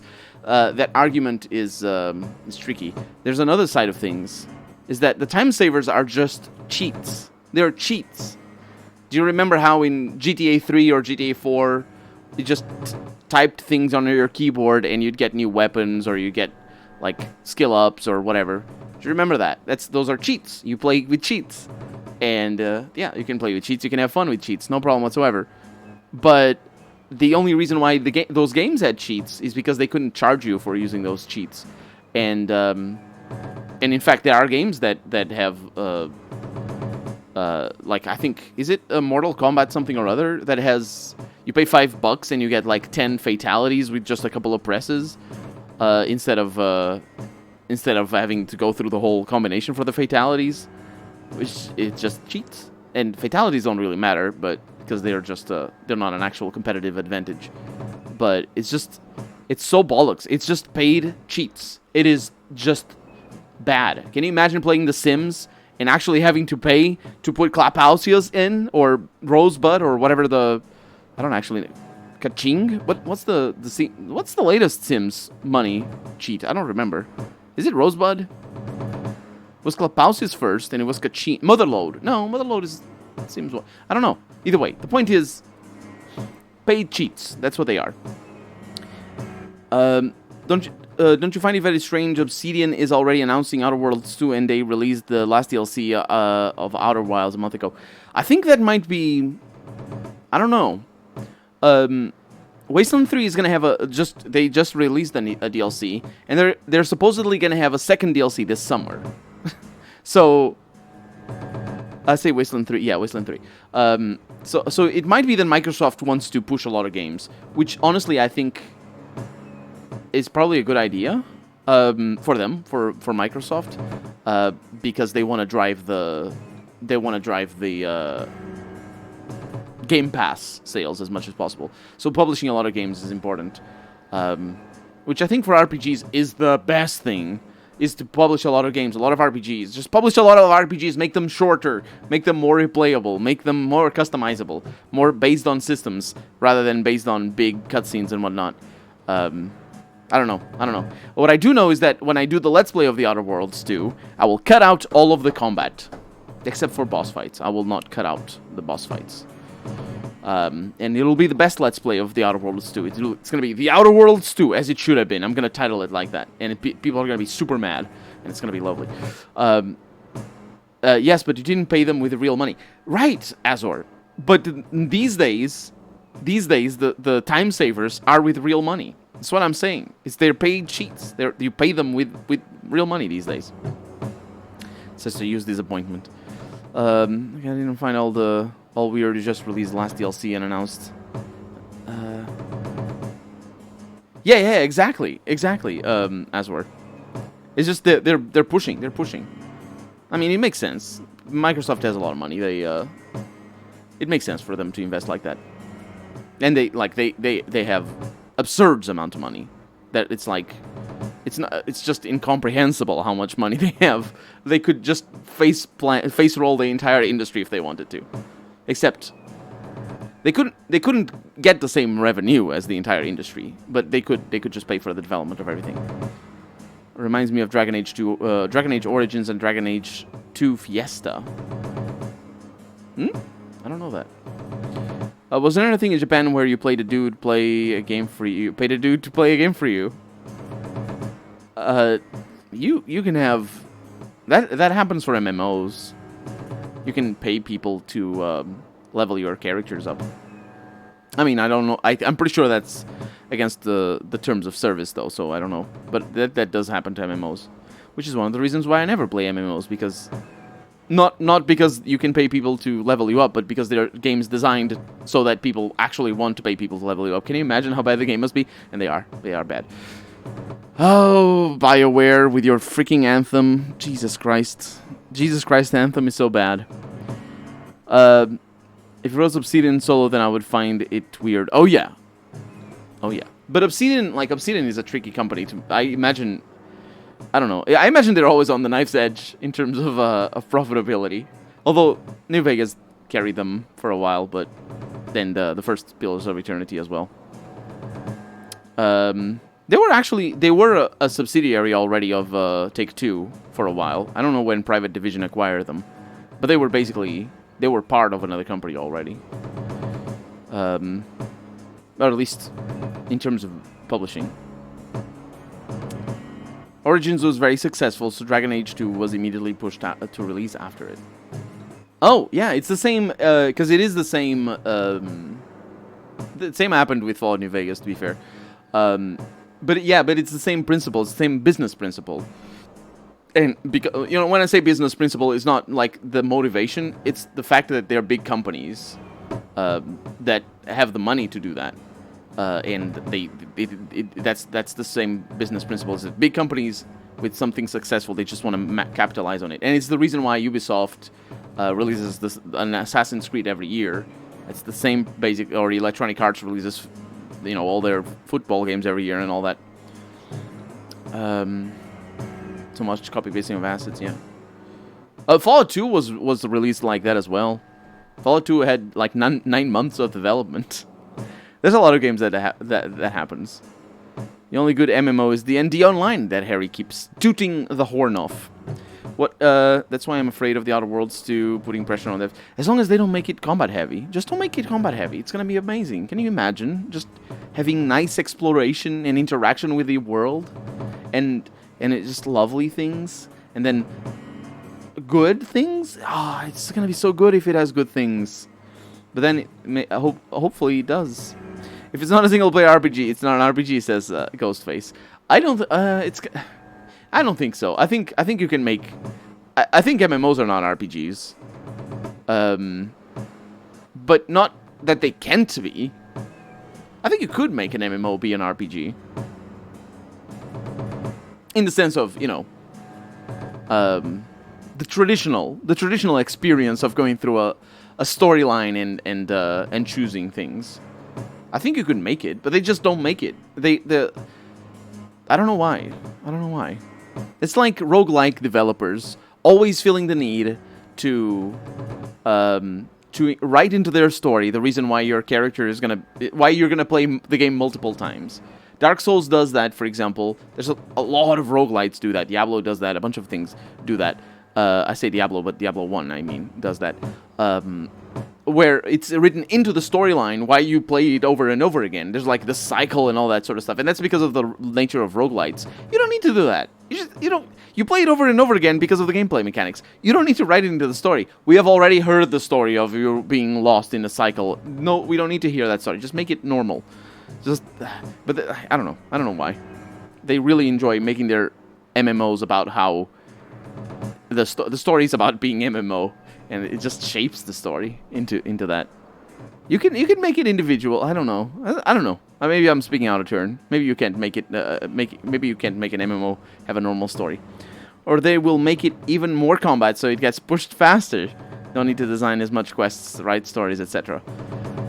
Yeah, that could be a thing. That's why I'm gonna do the Let's Play without any combat. It's gonna be beautiful. It's gonna be so great. I love it. It's gonna be amazing. D&D Online has story-driven quests. Multiplayer. But I'm not saying story-driven quests. I'm talking about storyline and storytelling being more akin to the traditional RPG experience. Multiplayer has ruined gaming. The fact that every game genre practically now has to have an online something. I think that's not really. I see what you mean. I don't think that's necessarily multiplayer. That is the reason why it doesn't work. That's what I'm saying. Like, you're correct. I feel you're correct in saying that multiplayer RPGs are not real RPGs, but that just happens to be the case. It doesn't have to be. Maybe tomorrow there's going to be a multiplayer RPG that's a real RPG. What happens is the reason why games focus so much on multiplayer is because of the recurrent user spending. Is because that's how they justify to their publishers and say, hey, invest 10 million over here because over the next three years I can give you 100 million because the game is multiplayer and it's going to keep players hooked. That's what they do. That's why games are multiplayer, and that's why their games are boring. That's why they have microtransactions and all that sort of stuff. That's the reason why, is so that they can justify to the money bags up top that actually pay the money. They don't care about making good games. They don't care about making games that are rewarding to play. They care about justifying the investment. And maybe the investment doesn't get paid back. It doesn't matter. That doesn't matter. As long as the people with the money, that's the people who pay for the development, the publishers and stuff like that, as long as they think that they're going to get their money back. And a lot of the times they do, because, you know, they don't lose money. They get enormous amounts of money all the time. They never lose money. Sometimes they do, but it's very rare. If they lose money in one hand, they gain a bunch in the other. That doesn't matter. But as long as they think that they will gain money, that's all that matters. And so game development, in the AAA scene specifically, game development is, and I say AAA, but in mobile development, it's this as well, times 100. It's like super aggressive like that in mobile games, except even worse because there's the marketplaces are super toxic. They're even worse than Steam. But the reason why that happens is just because they use multiplayer as a tool to justify the investment. They don't, when, like, all my online life, I have heard people be like, single player games are dead. I have heard this since I've had internet, and I grew up playing single player games, and I'm like, that worries me, you know. Single player games are dead. I don't like that. That's bad. It's bad, right? No, they're not. No, all the games I play are single player. I play more games than maybe I've ever played. Even though I don't know. Yeah, more time. Nah, I don't know. Maybe not ever played, but I play easily 4 hours a day, every day. Not every day, but on average, I play easily 4 hours a day. And obviously, I have a YouTube channel, but like, and that's even more. I not only do I only play, well, not only play, but the vast majority of the games I play are single player. Not only that, but also I have a YouTube channel about largely single player games. So they're not dead, and I've been hearing that they're dead forever. But the reason why they say that they're dead is because they cannot. They always want them to die because it's a bad type of business model. You know what I mean? It's a bad business model to present to your bosses an idea for a game that is not going to promise them a lot of money. Do you know what I mean? Do you know? It's just pure cold-hearted business. That's at the end of the day. That's why they go with it.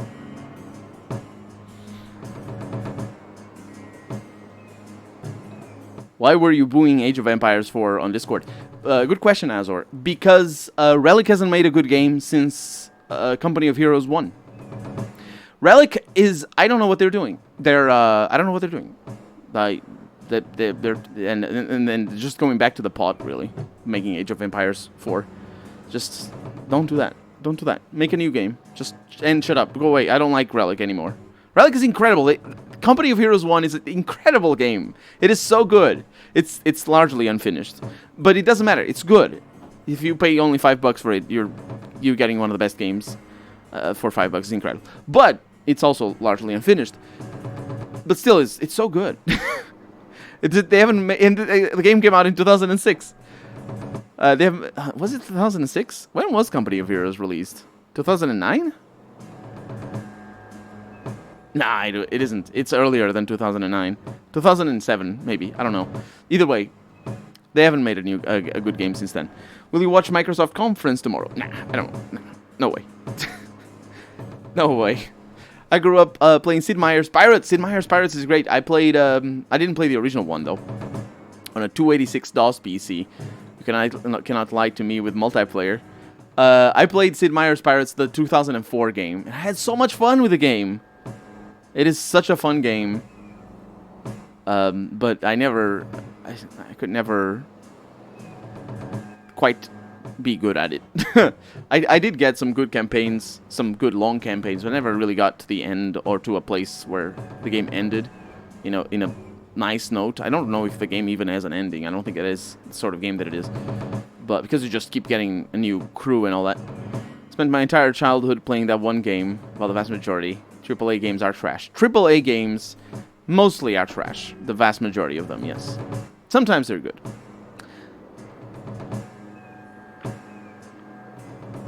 The Outer Worlds is a... I would say The Outer Worlds is a AAA game. I don't know. The graphics all look so nice. I can't tell. I can't tell what AAA games are anymore. Because, you know... Right? Is The Outer Worlds a AAA game? I think it is. Certainly. Right?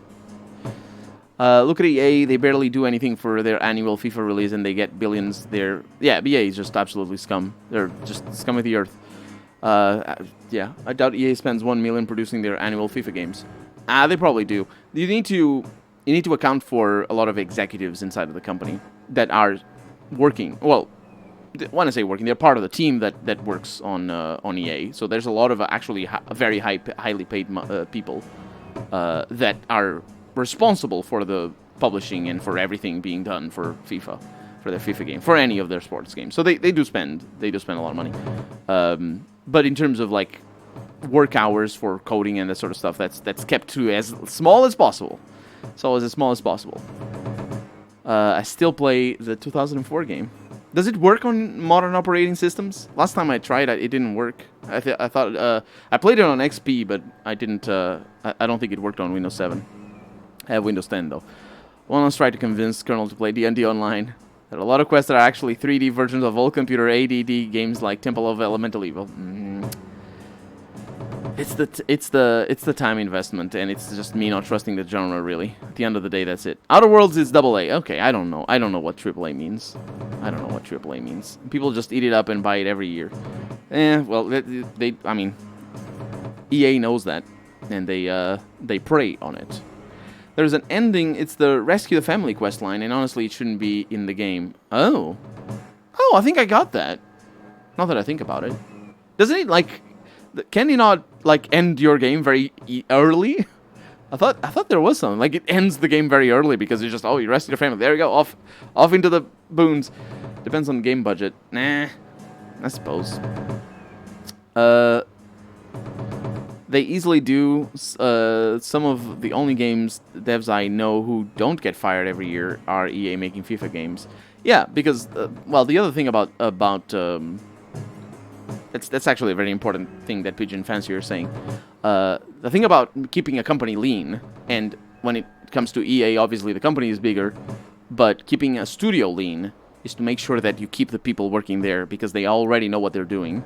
So don't fire anybody, and just make sure that they're there and being as expedient and as efficient with their time as possible. And that's how you keep your costs to a minimum.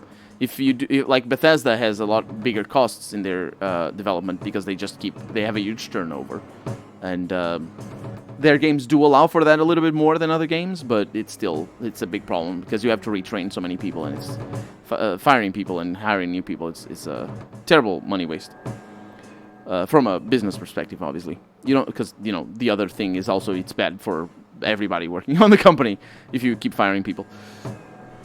Not just for the people fired, it's bad for everyone. Unless, well, it's not bad for people who get the bonuses for firing people, because there's people who do that. You don't get new features every year. All they do is maintenance. Yes, it does. You will have to use third party. I tried to convince Colonel to play Suzerain. It doesn't work, Suzerain. I hope that they will close servers. They'll release the game as single player. For Suzerain? What? Close the servers for Suzerain? So, let's try to convince this guy. I think he's a companion. I don't know. Averard couldn't kill me. Perhaps he was wrong about your death, too. Losing to you does not make him wrong. He spoke the Qun. Oh. I have chosen. It is bred in the bone. Existing is not a choice. It is the only choice. As it Tal-Eb. It is to be. Patrice might take you back if death is the only other option. The sister was not honest. What do you mean? Maybe. I cannot say what she wanted, but it was certainty, not of the Qun. And her guard smelled of death. Others of your kind live outside the Qun. You could join them. They are not my kind. I am Qunari. They are not. They have chosen to be free. Free? They have refused what they are. I can't choose to not be. Could you have returned if I'd let these others live? No. You were doomed from the start. I was outside my Karatam. You couldn't hear the E. I may be corrupted. I cannot know. How I return is my choice. It must be. But that does not mean there is no meaning.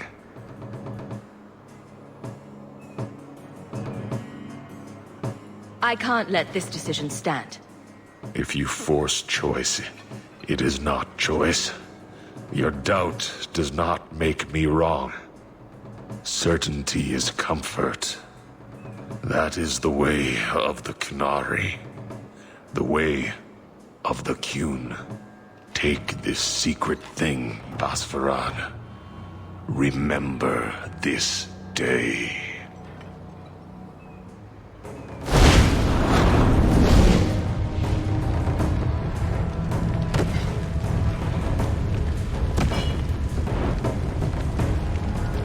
I thought there wasn't friendly fire.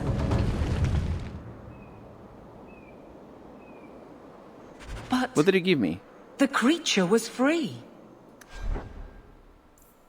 We got a Dragon Hunter's Hauberk. I don't actually know what we got. The creature was free. Why arrange this only to subvert it? I need answers. Yeah. Don't know what to say. I thought that was gonna go somewhere else. Not quite in that direction. But it obviously went in that direction. Let's get out of here. That cutscene was dumb. It was not well paced. Because I stopped to talk about random things in the middle. But oh, look at that, a plastic skeleton. But it was mostly just about him wanting to die, because that was the way of the Qun. And I was like, no, you're dumb. And it was like, yeah, but I'm gonna die, shut up.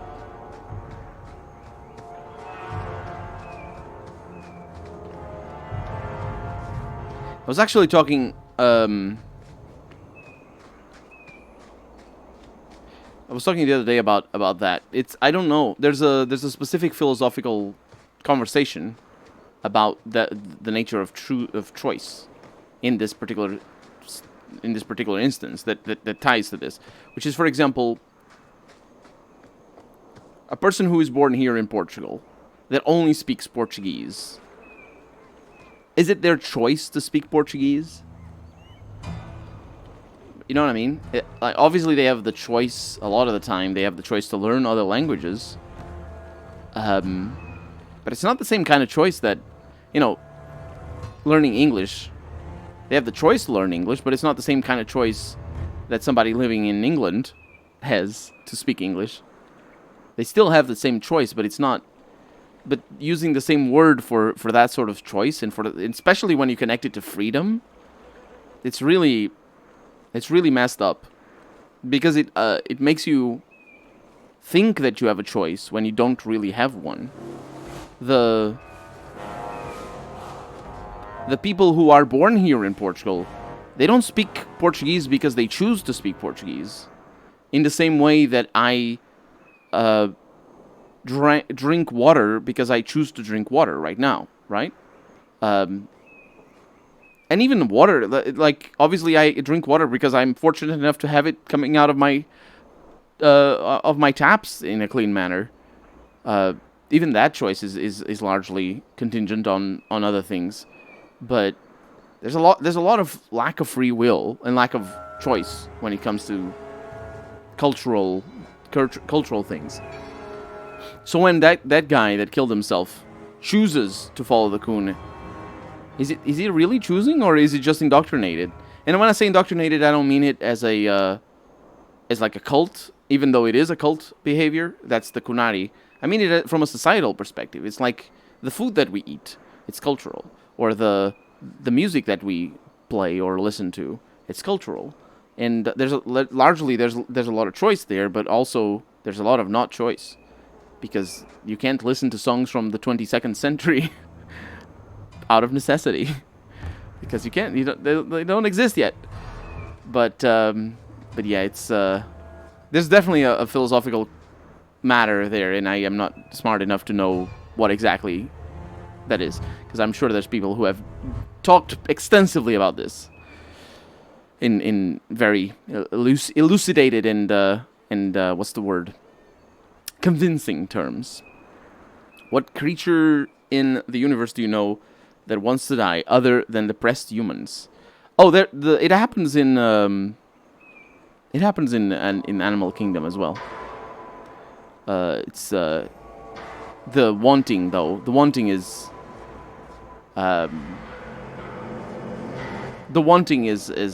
complicated, even for humans. Not just depressed. Suicidal tendencies don't only depend on depression. And even suicidal thoughts don't only depend on suicidal tendencies. It's also largely cultural. Well, not largely, but it is also cultural in that regard. I would like to learn Portuguese. English is insidious. Insidious? What do you mean insidious? Do you also have Discord? I do have Discord, yes. You can... There's a link for it on my Patreon page, but it's buried in there, basically. It's public, but I don't publish the... It's available online, but you need to hunt for it, and it's weird. I should have it at hand, but I don't have it right now. And my mouse cursor can't go to that screen right now, because it's stuck on the game. Rats infected by toxoplasmosis seek out cats. Ah, that's yeah, I know that one. That's suicide by cat. That could be seen as wanting to die. Yeah, but the thing, like, even the wanting, like, what does it mean to want to die? Are you, is it the same? Is like the sober and conscious decision to want to die is to want to die, but when you're not sober, which does happen in a lot of aspects, either because you're indoctrinated or because you might be depressed or having a panic attack. There's many reasons why. Is that to want to die? Is that the same wanting? It's tricky. Insidious because it takes our over native languages. Oh yeah. Well, but I think that's largely a political thing. It's not really based on the. It's not based. I don't think it is based on the language itself. Generally speaking, English, as far as I know, anyway. In regards to Portuguese, English isn't any easier or any harder to think in. So, basically what I mean to say is, when I think in English a lot of the time. Basically, when I'm talking English, all my thoughts and all the things that I think in my head. When we're talking, like we think a little bit before we talk, and all that is in English, in a way. This thought structure and the turns of phrases, all that sort of stuff is in English. But for somebody who's learning the language, they're going to tend to think in their native language, or the language that they know the best, or that they're most used to, and they are going to tend to translate and try to say the things that you're trying to say. And so I know both ways. I also, what happens to me is that when I speak Portuguese, a lot of times I will just realize I don't know how to say it in Portuguese because I'm thinking in English.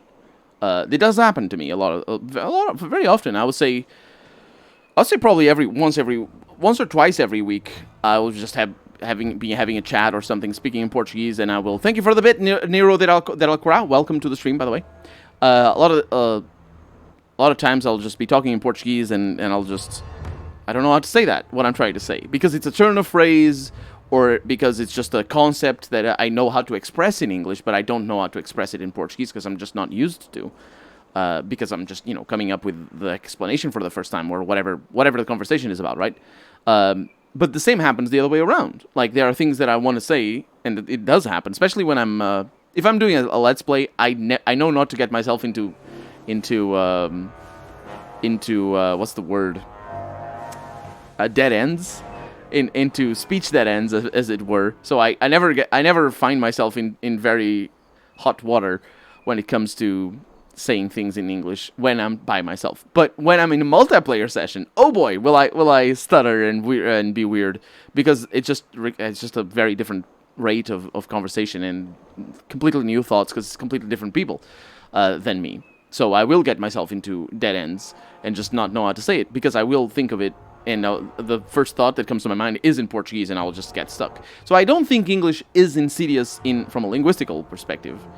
But in terms of politics, it definitely is. It's just, it's everywhere. Like, cinema is English, and the brands are in English. It's just the US and the UK have a very, very big political influence on the world, and it's that's where it comes from, really.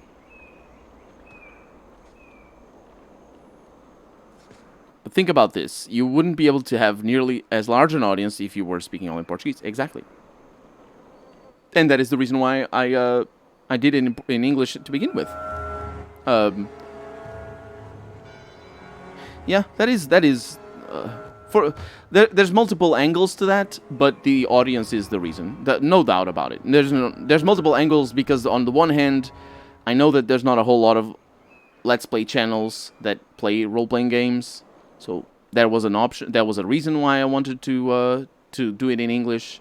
On the other hand, one of my main objectives was that my gaming would be paid for by YouTube, and fortunately, I've gotten to that point a while back, very early, in fact. As soon as I got 4,000 or 5,000 subscribers, I was already gaining $100 a month from YouTube and Patreon together.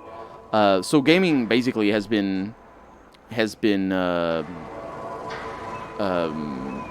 paid for by YouTube very early on, especially because I get a lot of my games for free, because I get in contact with the developers, and they give me the game for free, so there you go. But yeah, so that was also a reason. Having a bigger audience obviously allows for more money, so yeah. And also the aspect of just being able to get my English better, get my English to a better stage. Commander Fox, welcome to the stream. How's it going? Welcome back. Right on, man. Keep up the good work. Thank you very much. Welcome on in. How's it going? So I think we just main plots now. Yeah, now we need to go back to. Now we're going back. Oh, it's at night. Going back to the. Why are we going back at night?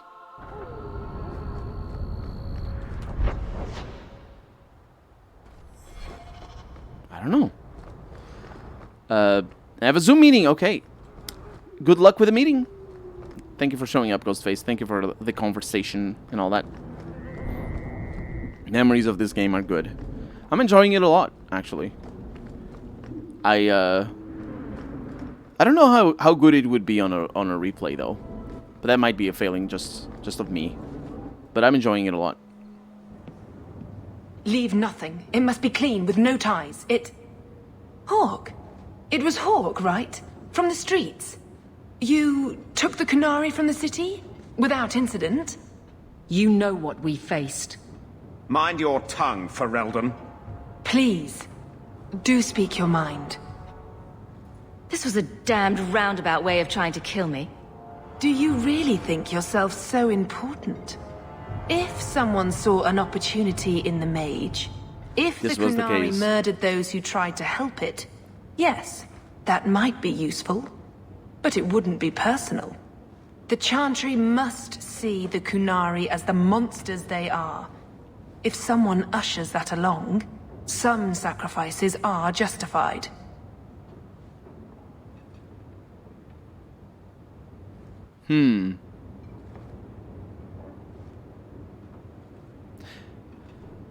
Interesting. What a conundrum here. So first off, she absolutely tried to kill me. This whole little bit of the dialogue is tying back to when that other motherfucker showed up, and our character had a throwaway line of being like, "Oh, so you're not that helpless after all," and that was never elaborated on because it was the setup for this payback now. But the other thing is, she's still the reason why I chose to go with her is still the same. She's still standing by it. She wants to undermine the Qunari political power here in the city. There is, however, another aspect to this, which is that she's talking about them as monsters, which seems to be because she's being portrayed as bigoted against Qunari, rather than having an actual lucid understanding of what is actually going on, and the Qunari being basically super bad and super terrible. But not from a... They're not monsters, they're just fascists. Which, yeah, they're monsters, but it's not the... You don't use the word like that. It's complicated. So, she's being portrayed as racist when she has a lot of reason to hate the Qunari. But, enemy of my enemy and all that, I suppose. Your Katojan killed himself rather than be free. I assumed he wanted to escape, just as I would. My pity is genuine, but they are not like us. If, perhaps... Did I play Sunless Skies? I did. Oh, again. I'm standing right here. If a member of the Chantry admitted instigation, not the Sovereign Edition, I have no doubt it would result in more appeasement. But an accusation from a low-town thug, you are hardly that important. That's not. She's really obsessed. It's why I chose you. With my importance. Rest assured, excuses, real or imagined, are not for your benefit. I have no allegiance to Qunari. You lost a potential ally. No, she Perhaps. didn't. But I will not risk these kinds of relationships again. Take your pay and be gone. I am new to this, I admit. But someone has to think of eternity. The peace will not last. They had to think of eternity? What are we talking about here? Trouble. I hope she will, because I want to see where that goes next. Oh, and also we got an update for the Deep Roads expedition. Bring the Grey Warden maps to Bertrand at the Dwarven Merchants Guild in Hightown. Wait a moment. Wait a moment.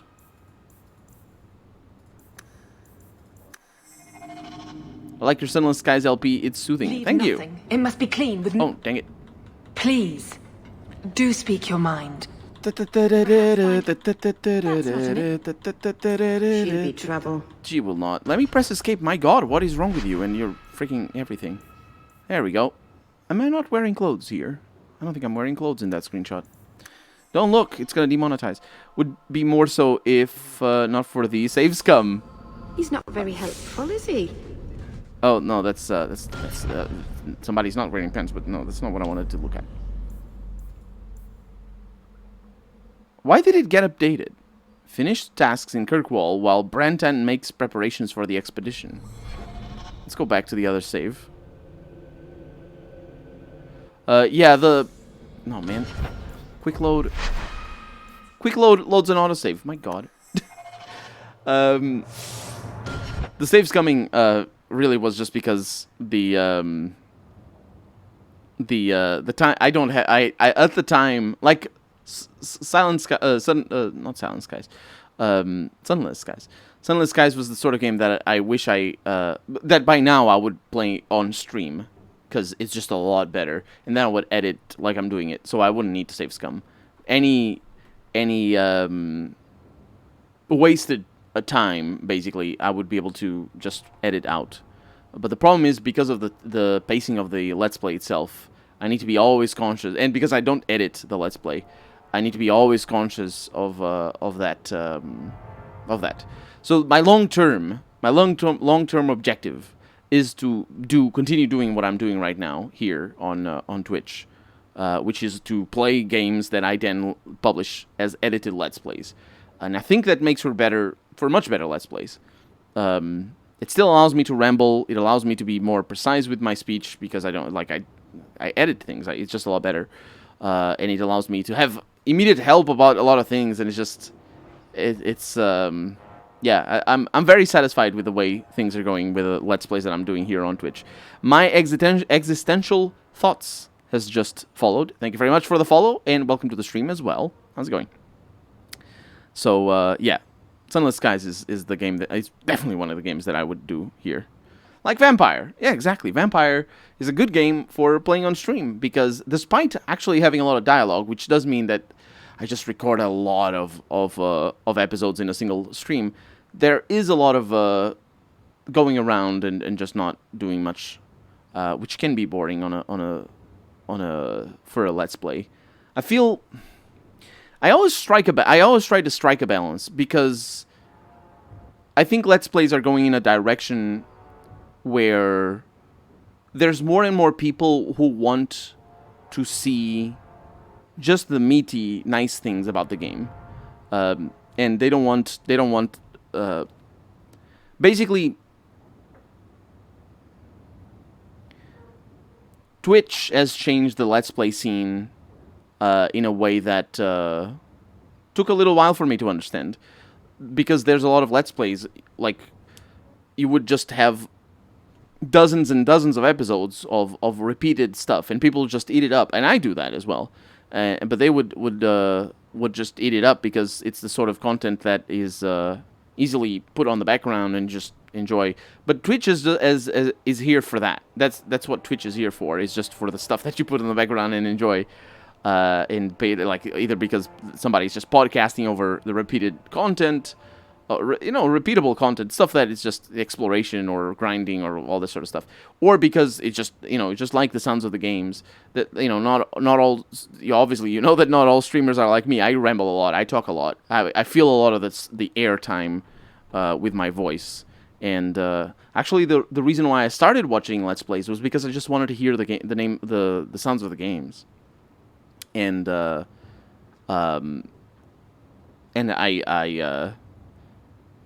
just got I just kept finding Let's Players that filled the time with a lot of speech.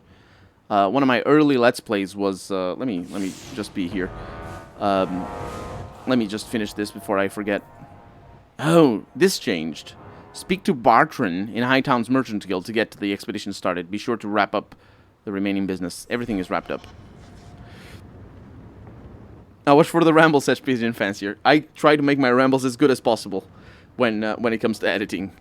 Yeah, but yeah, I know that. I definitely know that, and like I knew that from the beginning. But I also the thing is, I also watch Let's Plays for the rambles. One of my first Let's Plays, I don't remember her name though. Somebody has told me. I've mentioned her before.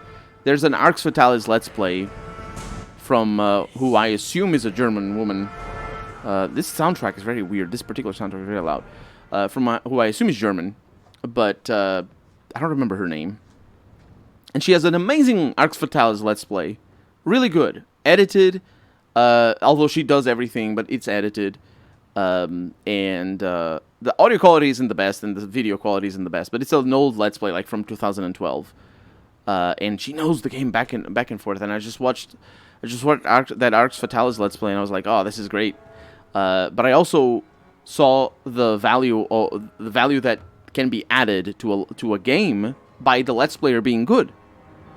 And then the second Let's Play that I watched was Vintage Beef on his Minecraft Let's Play, because I was like, I hear Minecraft is good, and I think I tried Minecraft on the first public beta.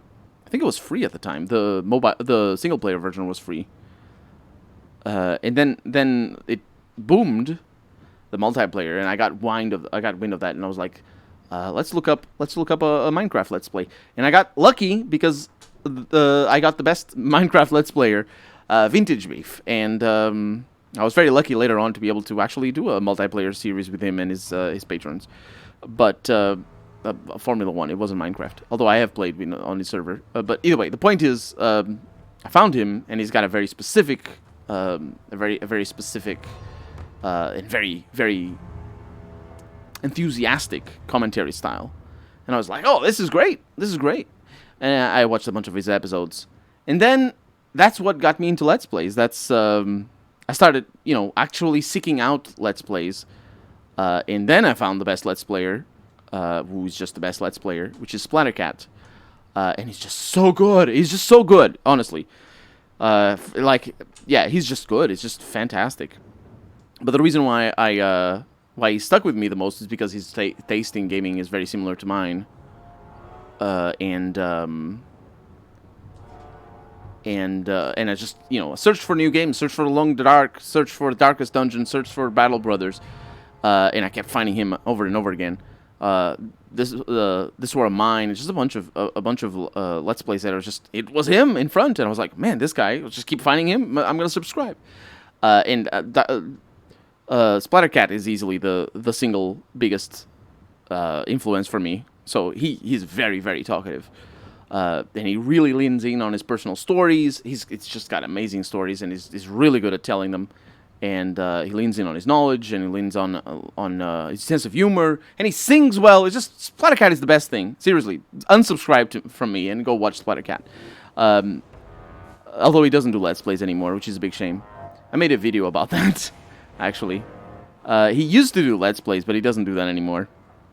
He plays on stream, so that's the thing, though. It's just like he realized that Let's Plays weren't going to be long-term efficient for him in terms of money, and he's right. they weren't going to be, and so he just pursued a different avenue. But yeah, I'm just my audience is different. My audience is the audience that wants one or two games, and that's it. And that's fine. I definitely get most of my views from old Let's Plays. I was impressed by your command of English language when I first started watching you. Shadowrun Dragonfall. Dragonfall. Oh, you watched me on Dragonfall. That's good. Because if you watched me on Shadowrun Hong Kong, then you would not be impressed with my command of the English language. I feel a lot more confident. Like, I have watched Let's Players that are that, like, you can really tell they're struggling with the language, and they have very thick accents. I'm okay with it. Usually, I like Germanic accents a lot better. I have a little bit more difficulty with Eastern European accents. Although Indian accents are definitely fine. But Germanic accents, I've listened to Dockham77, with regularity for Let's Plays, and the German girl that was my first Let's Play for Arx Fatalis. I remember watching a few StarCraft 1 Let's Plays from a Dutch Let's Player. I don't remember his name. I've watched Arcus as well. He's Dutch. He doesn't have a very thick accent, though. But the thing is, there's a lot of people who just they don't have time for that. They watch a Let's Play and the accent is weird. It's just like, nah, I don't care. So I'm always very worried about making sure that I'm I'm understandable and that I don't annoy people with the way I pronounce things and stuff like that. And I know it's never gonna be, it's never perfect. It doesn't have to be, but it's something that's a big goal of mine. Unsubbing right now per your request. Thank you very much, Neladarakwa. Give Splattercat my regards. Because he's amazing. He's just incredible. Seriously, it's just every time I go and watch one of his videos, I'm like, oh my god, I suck at this. Because it's just so good. It's just so good. It's incredible. Except you're the only other Let's Play YouTuber I used to watch was Keralis. I've watched Keralis as well. I found Keralis through, I think it was Vintage Beef. He did a, no, was it DocM? I think it was DocM. Actually, Keralis, I found it through DocM 77. And Keralis is really bubbly as well. Well, I say as well. I'm not very bubbly, but Keralis is super bubbly. And I like his style as well. I like, he doesn't play the games he usually doesn't play the games that I like. So I don't think I've ever subscribed to him. But it's good to watch. Actually, I think, is it him that is doing a Let's Play with Beef right now? I don't know. It's not Keralis. Is it Keralis? I think it is. What do you mean by bubbly, please? I mean like this! It's great! Oh, look! It's Isabella! She's not wearing pants! Look at her! Ah! It's like this. This is what bubbly is. I'm trying to make a Keralis impression. I don't think I'm landing. I hope that's Keralis that I'm thinking of. I definitely have watched Keralis. Am I thinking of somebody else, though? Either way, that's what bubbly means. It's more commonly, bubbly is a word more commonly used for describing women and bubbly, a specific sort of commentary style for women Let's Players, because it's a lot easier. It's a lot more comfortable for women to. Well, it's a lot more societally accepted for women to be bubbly than men. But it's gaming, so you can be bubbly as well. Anybody can be bubbly in video games and not be seen as, oh, what's that guy? But if somebody listens to you and they don't know what you're doing, it's terrible. Never that'll cry. It's just that's not Keralis. Who is it? Is Keralis? I'm gonna tell you. I'll tell you. I'm just bad at imitation. Let me see. Vintage Beef. I was trying to imitate. That is not Keralis. Is that not? I was trying to imitate. That's this one over here. No, go away. Stupid ads that are bad and bad. Who is this with? Oh, it's Slipgator. I was thinking of Slipgator. I wasn't thinking of Keralis. So I did find Keralis through DocM 77 in one of his Let's Plays. Although Beef, I think, also had a co-op with him. So no, Keralis is not bubbly. Keralis is very smooth-talked. I believe that is his commentary style. Smooth-talking. He has a terrible microphone. Awful microphone. Get yourself a better microphone. Or he had one, anyway. But that's what bubbly is. I can understand why you wouldn't know what bubbly meant when I was describing the wrong person. Slipgator is just very, very bubbly. Yeah, how the hell did I confuse Slipgator with Keralis? I'm sorry. I'm sure they have a... I'm sure they have series together. You know how it is. The big YouTubers. They all know each other. It's all a big... What's the word? Cabal. Nah, cabal's not the word. I watched Keralis when he did Subnautica, a game with an island. City Sky... A game with an island? City Skylines. It's very funny. Oh, I don't... Yeah, it's good. I wouldn't say it's very funny. That's not it. I like him, but yeah. It's understated kind of humor, I feel.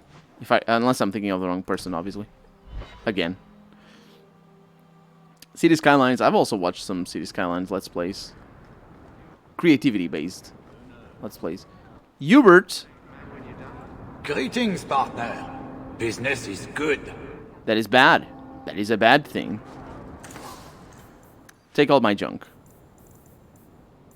Ruined staff. That's bad. It's bad stuff. Who knows? Who knows? I don't have a watch. You off soon. It's actually a good point. They don't need watches. They have the bells. I think we're ready now. Bertrand. Just bring Varric here already. Varric? Oh my god.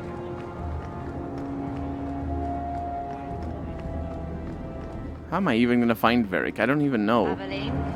What? Oh, they're talking to... Hi. She's not actually trying to talk. She was just very forward there. So we need to go back home. Ooh, we have email. What am I, your servant? There's Yes. a letter for you on the desk. Many letters. I understand you're in dire need of some coin. Plural. If that's true, I believe I have a proposition that you simply will not be able to refuse. Look for me at night near the foundries in Lowtown. I will accept that and do that immediately. How you fellas doing? Everything okay? Okay, let's go to the foundry. Or Lowtown foundry. Let's bring you and you and you... Let's bring Beskar. No Evelyn. Ooh. Spicy. Have you played other Lovecraftian games besides Stygian? Let's level him up. Have I played other Lovecraftian games? Well, not on the channel, I don't think. No, actually, that's not true. Stirring Abyss is a Lovecraftian game, so there's that. Darkest Dungeon is a Lovecraftian game, but that I don't think that would count. Not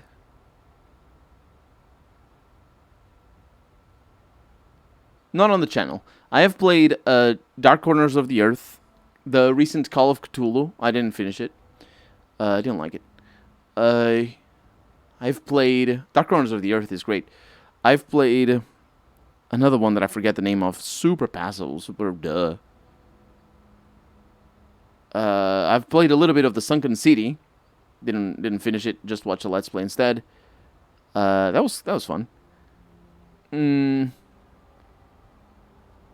Yeah, I play some Lovecraftian game. I really liked Lovecraftian sort of horror and narratives. I always feel that they fall a little bit short of what they could be. And for a while, I was actually trying to understand what makes Lovecraftian horror tick. But then I came to the realization that it's very much the balance between focusing on the horror and not focusing on the horror. So, but when you don't focus on the horror, you want to build the ambience and the atmosphere. And when you focus on the horror, you want to build the mystery. And so that works. That dynamic is I think it's what works, and that's why it feels unsatisfactory to me, and just it does because it never goes anywhere. It never. Well, it's not that it doesn't go anywhere. It's just that it never really gets to the essence of Lovecraftian horror, and because that just doesn't exist. I feel. I watched 10 episodes of Stirring Abyss. Yeah, Stirring Abyss is a very repetitive game. It's focused on combat, so it's not really for the story. But I liked it. It was fun. Could be better, I suppose, but. And now, maybe I should. Ooh, Hail of Arrows. No, let's make the.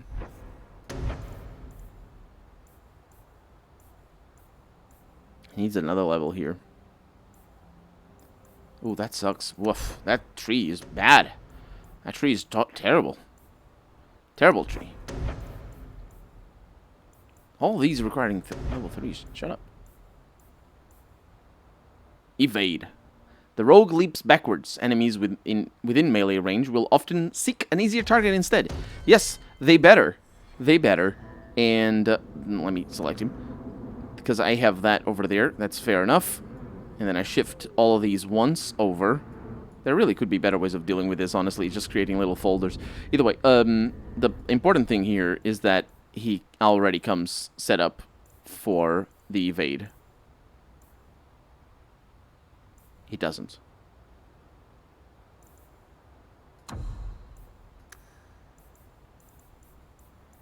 Let's use evade instead of stealth. I think that's probably better.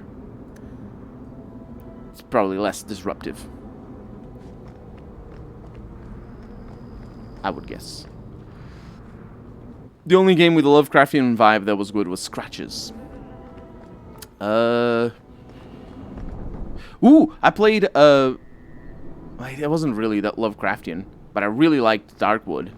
Darkwood is great. Great game. I didn't play it very well, though. I suck. I didn't finish it properly, either. Hello. Dougal Gavorn. Well, well. Now it's beginning to all make sense. Do I know you? I know him. I thought Bartrand told you. Oh, I'm glad that I brought him. Calm yourself, Varric. I just wanted to meet your brother's new business partner.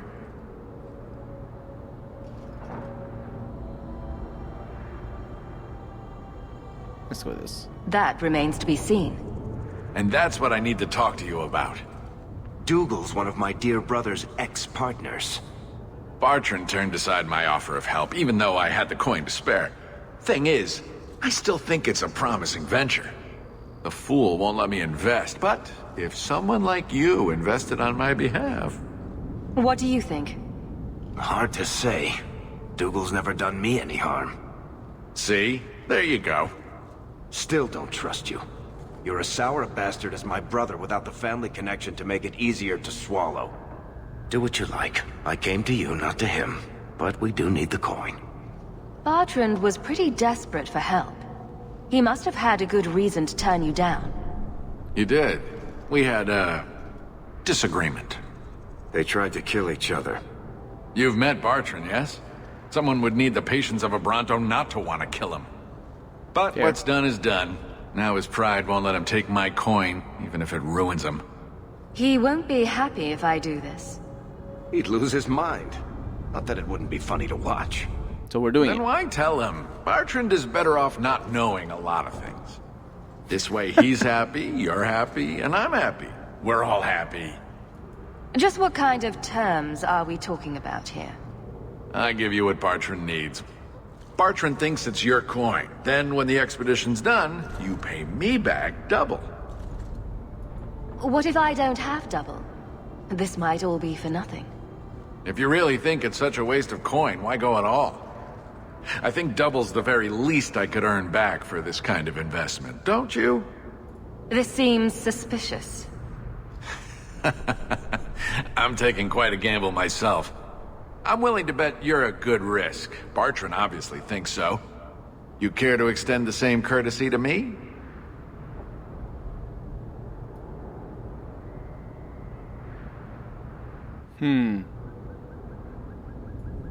If Bartrand doesn't want your help, neither do I.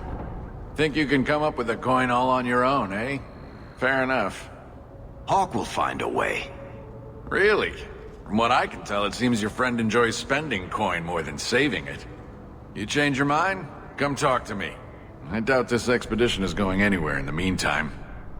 Oh, really? I thought it was an option. Oh, well.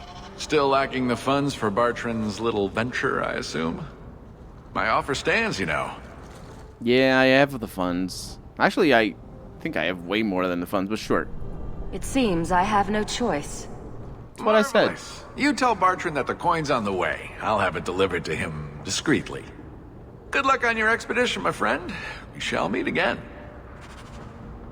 Yeah, and then I'll kill you because you want double. So no double for you.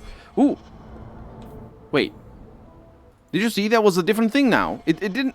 What in the world? It's the game pulling 50 sovereigns. I have 50 sovereigns. I have 95 sovereigns. I have all of the... Anyway, let's go back home because I have more emails. And of course I don't have a cell phone to check it with. Or smartphone, rather. Cell phone, what is this? 2006?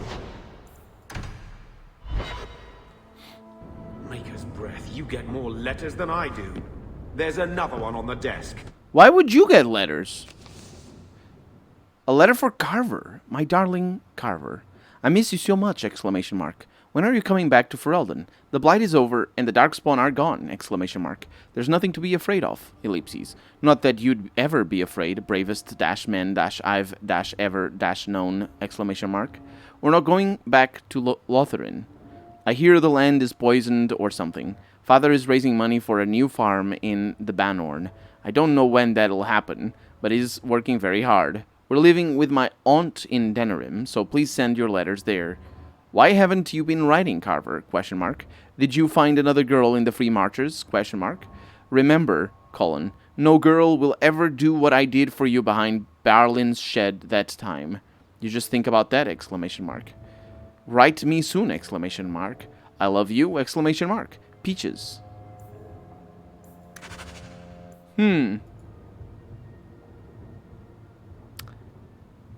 Right.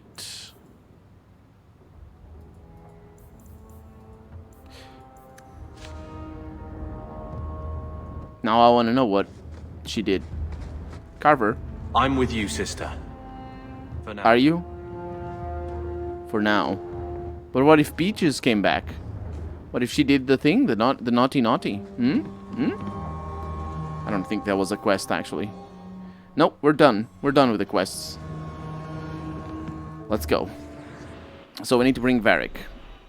We need to bring... This is the team we're bringing, and it's great. It's a great team. Let's do this. It's gonna be amazing. I don't even know. It's gonna be so amazing. Ravani, stop looking at my chest. My eyes are up here. But the chest hair... Do you know how much I suffer under your gaze? I am a person, not an object. Varric? Just shitting you. No, I also look at the chest hair. Everybody does. There's just so much of it. It's not. That's not really that there's so much of it. It's just it's very tidy and nice. It's like because they didn't want to. They didn't want to make an asymmetric texture. Let's look at his chest. Hey, come here. Yeah, see, there's not that much of it, but it's perfectly symmetrical. So it's, and also that's not the model that the game has for dialogues. The game has a different model for dialogues. So let's observe.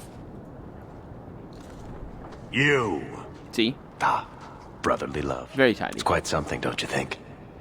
Sure is something. Especially when little brother makes promises I can't keep. Bartrand, so suspicious. I have in fact brought us our future partner. What? Partner? You stupid nug-humping... Did you see my face? Why did you go promising something like that? Because if we don't get this expedition moving, brother, then we won't have any profits to argue about, will we? Maybe you have a point. There's so much love here. It's very comforting. What I'd love is the coin to back up my brother's confidence. How about it, human? Are we talking a full share here, or what? If you have the coin, sure. You'll get a full share. That seems like a lot for an expedition. We're going lower into the deep roads than anyone's ever dared. Who knows what we'll find down there? Well, that means food and equipment and hirelings. None of that comes bloody cheap. I do have your coin. Is this? You're joking. What did I tell you, Bartrand? Who's the voice actor for this Not guy? bad for a human. All right, partner. Full share of the profit between you, me, and Varric. Now we just need a decent entrance into the deep roads. Who the hell is this guy? I forget the name. He sounds like Bender.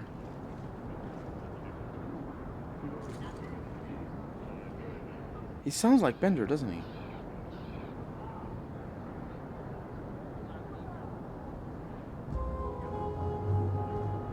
Let me look. Let me look it up.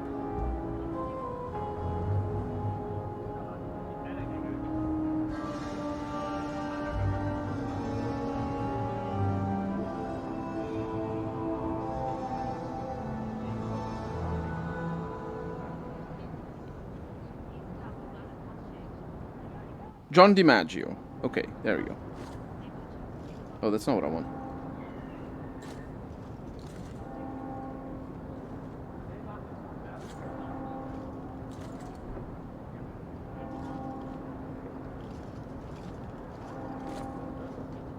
There we go. Join the Magic Dragon Age. It's not looking good. No. Bender Bending Rodriguez. I have a tattoo of Bender. Oh yeah, you said that. I remember you mentioning it. Filmography. That's definitely how video games work. Wait, what? Is that where? Okay. Sort by year then. Can you? No.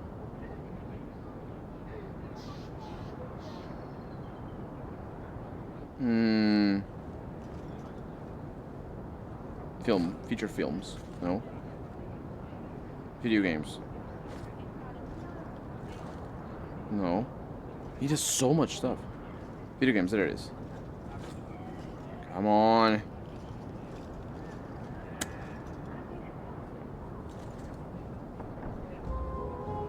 We didn't do Dragon Age. It's not him. It's just the same inflection. And same accent as well. So it sounds to me like it's the same person, but it isn't. It happens a lot. Just, you sound, it's the same accent. You must be the same person. Aren't there plenty of entrances into the deep roads out there? None that haven't already been explored. I have no interest in trying to pluck a bare duck. If you can find a way in, then we can leave sooner. Until then, I have to keep looking. But I found one already. Yeah, bring the Grey Warden maps to Bertrand. Yeah, I did it. Still looking for our Deep Roads entrance. Any progress, partner? These might be just what we need. What's this? 3? 4 entrances into the Deep Roads, all in the free marches? Where'd you get these? Didn't I tell you we could find a Grey Warden? Mother didn't raise a fool. Well, she didn't raise 2 of them. Well, color me astounded. We just pick the most promising one and go. Time to wrap up. I don't know what my character's faces are. Friend. We'll be gone for several weeks at least. Let me know as soon as you're ready and we'll head out. I think that's that then. Yep. So are you ready? It's a long trek. If you have any business you need to wrap up here, you'd better do it now. I'm ready. Let's get started. And let's not waste any more time. We've chosen one of the hidden entrances. The deep roads there will be nice and virginal, ready for a good deflowering. Ha! Now there's an interesting image. It'll take a week for us to get to the depth we need. There are bound to be leftover darkspawn from the Blight. Big risks, big rewards. We shouldn't be taking any needless risks. This isn't a foolish endeavor. This will work. Now, before... Wait! Who invited the old woman? I'm sorry to interrupt, Sir Dwarf, but I need to speak with my children. Mother, no. I didn't recognize We it. talked about how important this is. I just want to know one thing. Are you planning on taking Carver with you?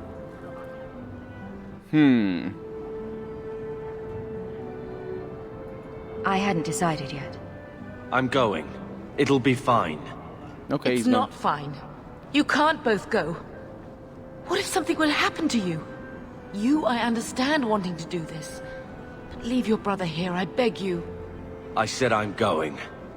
Besides, if we're so bloody afraid of Templars, I should go and she should hide. Well, you're not going to be able to take everyone anyhow. You'll need to decide. Decide on what? Oh, he's definitely not going. Yeah, definitely not going. Let's see. Yeah, best girl and Evelyn, because of course.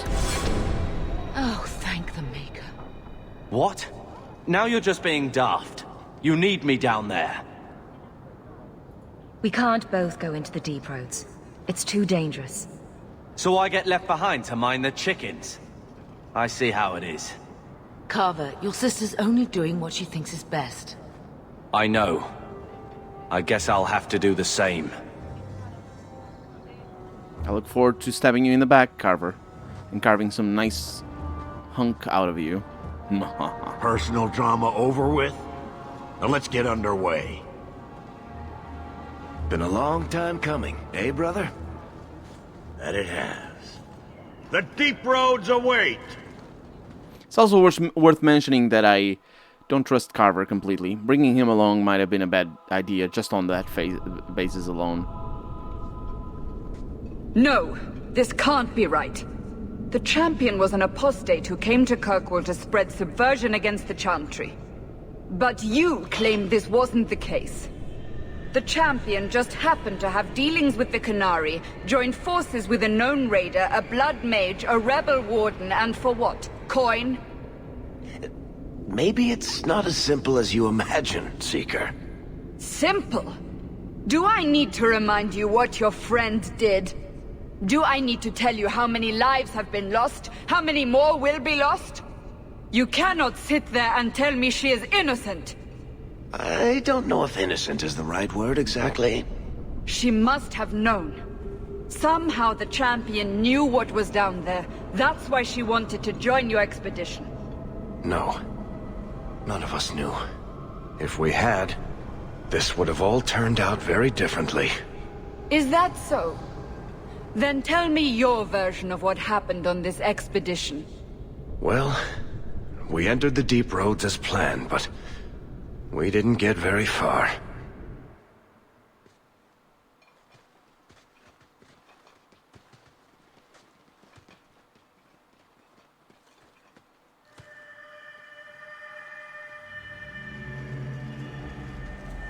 There's been a collapse. The way forward is blocked. What? Is there some way around? Not that I've been able to find. The side passages are too dangerous. They fired the good animators for this section of the game. Useless! What am I paying you blighters for? Set camp! They fired the good animators. Problems, brother? Starting deep roads? Who knows how long it'll take to clear the path? Shall we not try to find a way around instead? Seems like the logical choice. You think I'm an idiot, Varric? The scouts say the side passages are too dangerous. We need to do something. Sitting out here in the open is just as dangerous. We'll take a look. If we come running back, screaming, you'll know staying put was the right decision. Fine, fine! Find a way around. Just do it quickly. I hate to add to your burdens, my friends, but I fear I must. I fear my boy Sandal wandered off. He's somewhere in those passages right now. I beg you, keep an eye out for him. He just doesn't understand danger like he should. One man out there alone. What are his chances? My boy is sturdier than you think. If he has one of his enchantments with him, he'll survive. He's burned down a house twice by accident. I'm more worried about him getting lost. Dark God Arthur, welcome to the stream. I am indeed. When did you last see him? Not a half hour ago, I turned my back to hand out rations and he was gone. He gets so easily distracted. Oh, I should have been harsher with my warnings. We need to search the side passage. Why would you say no? We'll bring him back if we can. Poor Sandal. I can't believe he's done this. Let's move quickly then. Let us. So, Carver did not appreciate that. Everybody else did. So, life is good. And also Evelyn also did that. Expedition Hireling? You see Bowden's boy walk off? No. Did you? I'm not his mother, am I? I bet he got eaten. If you wander around in the dark, you'll be eaten by a groom. I read that somewhere. There's no such thing as it. Now, darkspawn, those are plenty. Yeah. Yeah. And Bartrand is there, Bowden is here. I do hope nothing has happened to the boy. The thought that he's out there, wandering. Find Bowden's boy if you can. I have to get these blighters digging. Yep, that is the goal. That is indeed the goal. Let's go up and see what the deep roads are all about. Very memorable location for the first game. They really did a good job with the pacing, and this looks like This looks like a copy-paste from the first game, actually. A little bit better textures, though. It's the molten cheese. Wait. Is it a copy-paste from the first game, or is it a copy-paste from before? Have we been to the Deep Roads before? Or to this tile set? Maybe. This feels very familiar. That might be lava down there, for all I know. No, it isn't, because you can see the rock that is not molten. It's clearly not molten, which means that, yes, it isn't lava. It is cheese. Actually, that kind of looked like creme brulee to my eyes, which is really good. I really do enjoy a good creme brulee, or a bad one as well. I also enjoy a bad one. Okay, so you guys are gonna need a little bit on the murdering side of things. Hi, hello. This is about to happen, and then I'm gonna go over here and then do this. This is pretty good. Do that, and then do this right there. Freeze you because you're trying to move, and that is very, very impolite of you. And you get another one. There we go. Perfect. Oh no, there's more. So it wasn't quite perfect. Was almost perfect. Especially if Varric decides to not mess around with these guys like he seems to be doing. Okay. No more mana for me. And all the kiting. Having so many people with ranged combat is great for kiting. I think this game's combat is easier than the first game, because the enemies are so dumb about kiting. Good. Molten cheese is the best cheese. This is very true. This is very true. Deep Roads are still the Deep Roads no matter what game it is. Well, yeah, but it's true. That's what makes them familiar. Got deep mushrooms here. Why is it nobody ever sees? Happy to see us. That was a kill. A one-shot kill.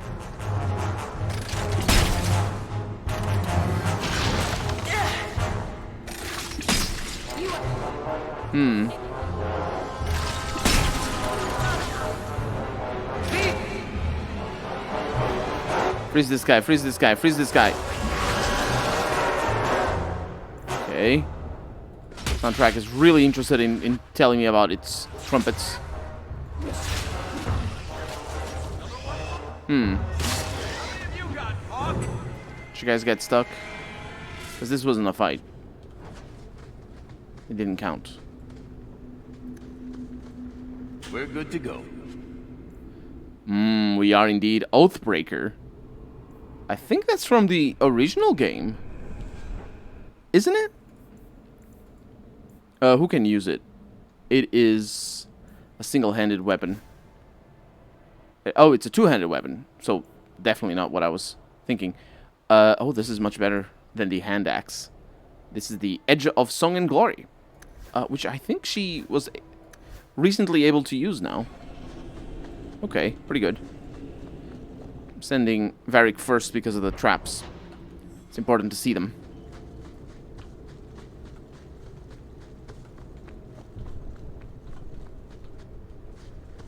If there are any, obviously. No traps so far. Okay. That is going alright. Evelyn at the front is great. Them not coming back here is also fantastic. And what are those crystals? Wow, Evelyn being at the front is great. Evelyn, seriously, stop it. You're an idiot. Don't do what you're doing. She should be I told her to attack. Oh, what is that? Is that a Revenant? Okay, so she's shield walling. Very... No, don't do that. Do this. Very good. Let's get this. Yeah, is that a Revenant? It is a Darkspawn Emissary. What? These things are rare in the first game. I think. They had a little bit of money. So let me get this straight. I actually lost... I didn't lose money. I didn't pay the 50 sovereigns? What a weird thing. This place looks great, though. We got some chests. Standard ones and unstandard ones. Some silverite. Very important in one of the expansions of the first game. A great sword that we can't do anything with. And a belt for extra attack. And level ups, in fact. For Helen over here. So, magic. Just keep going up in magic, I would guess.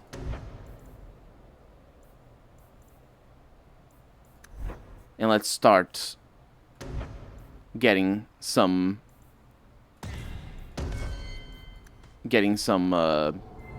damaging spells. I think that's a good idea.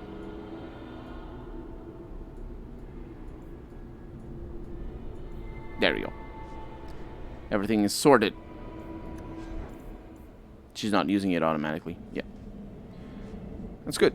I don't want her to use it automatically.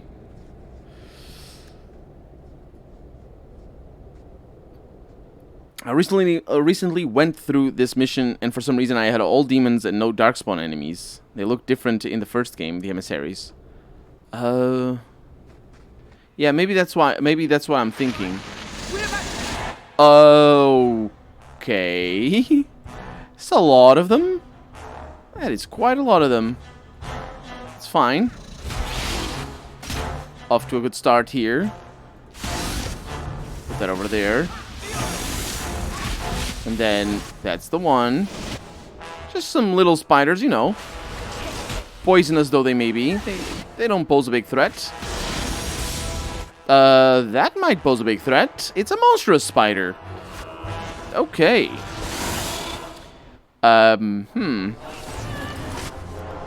Okay. So yeah, you absolutely have to be at the front. Let's do thinning shot. What are you doing? Are you going for Helen? Terrible decision. Didn't get stunned. There's more of them. Oh. Okay, focus, focus, focus, focus. It doesn't matter. It doesn't matter.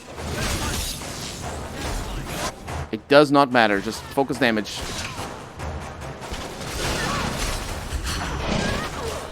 No, we're good. Just unrelenting focusing. Don't worry about it. I see you not attacking what we're supposed to attack.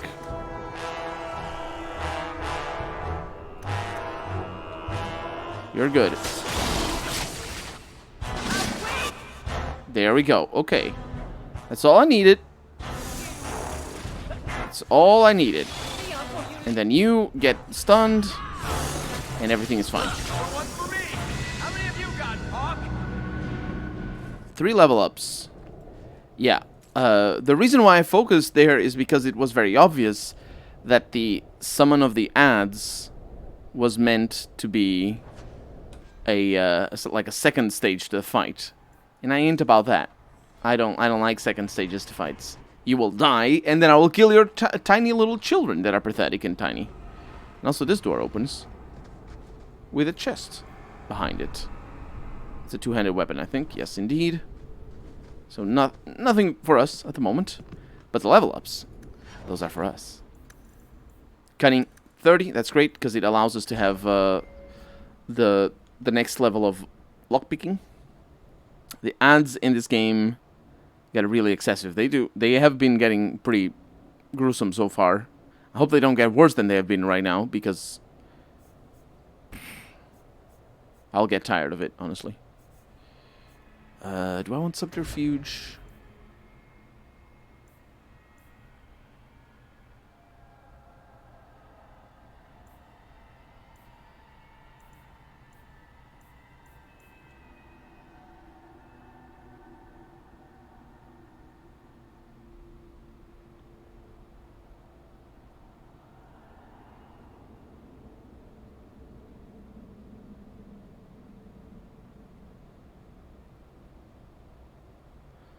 Lingering Shroud. The rogue is a master of concealment. If the rogue is obscured and stealthed at the same time, the rogue is able to take a single action, like making an attack or using an item, while still maintaining stealth. Only the obscure effect is lost. The rogue's second attack will still break stealth, I assume the second action as well. When paired with other abilities that enhance stealth, like Ambush or Shadow Veil, this can be a powerful advantage. And I will indeed go with that, because that sounds like my kind of... I remember having that in the first game, because I played the rogue. And, oh, we still don't have Elemental Mastery. Okay, well, 2, 3, 4, 5... How do we get there? We have Pyromancer here as a passive ability, so go for it. And then you get Constitution for a little bit of health. It's a little bit of health. It's not that much. But little by little, you know how it goes. Then Guardian over here, thick skin, damage resistance. That is lovely. That is the biggest one. It's like 30 health just on that one. More even because of the extra health that we just got.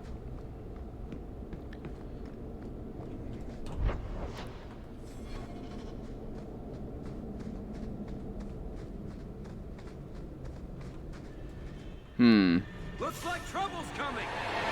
A little trouble. A little bit of stun. I think we're gonna be fine.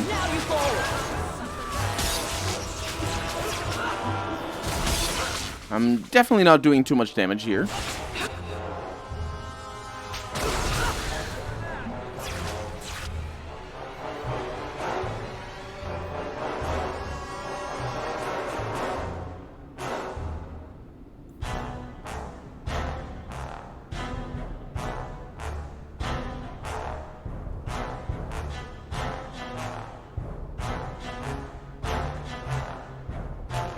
Healing Aura disables my offensive spells. Interesting. I did not realize that. That is a bad thing for my, well, offensive spells. That is a problem. I don't like that. I mean, at least I know where it is. And obviously having the Healing Aura is not necessary or anything. So if I need to use offensive spells, and then it's fine. Well, I'll be a Nug's uncle. Isn't that Bodan's boy?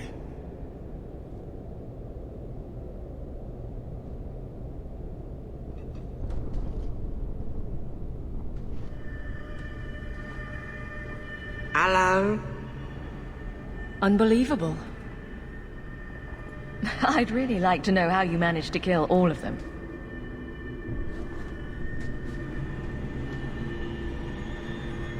Boom! And how did you do that? Not enchantment. Smart boy. Come on. We still need to find a way past that collapse. We got Stone's Breath, which doesn't show up over here. Oh, it's a weapon. Oh, it is a weapon. And it's up... Oh, yes. That is incredible. That's great. We also got Raw Lyrium. Lovely experiences. So you're just going to stay here? Is that it? Is it? Yes. So there's that passage over there. 24-hour stream today. No, I barely slept anything last night. And besides, the stream is about to end. Because I lost track of time. Lesson, don't mess with Sandal. Never mess with Sandal, absolutely. Yeah, but, oh, this doesn't open. There's no entrance there. Curious. Huh. Yeah, I've been going for 3 hours now, because I started a little bit later. And, One day I will do a 24-hour stream. I don't know how I'm gonna manage it or how it's gonna work, but someday it's gonna happen.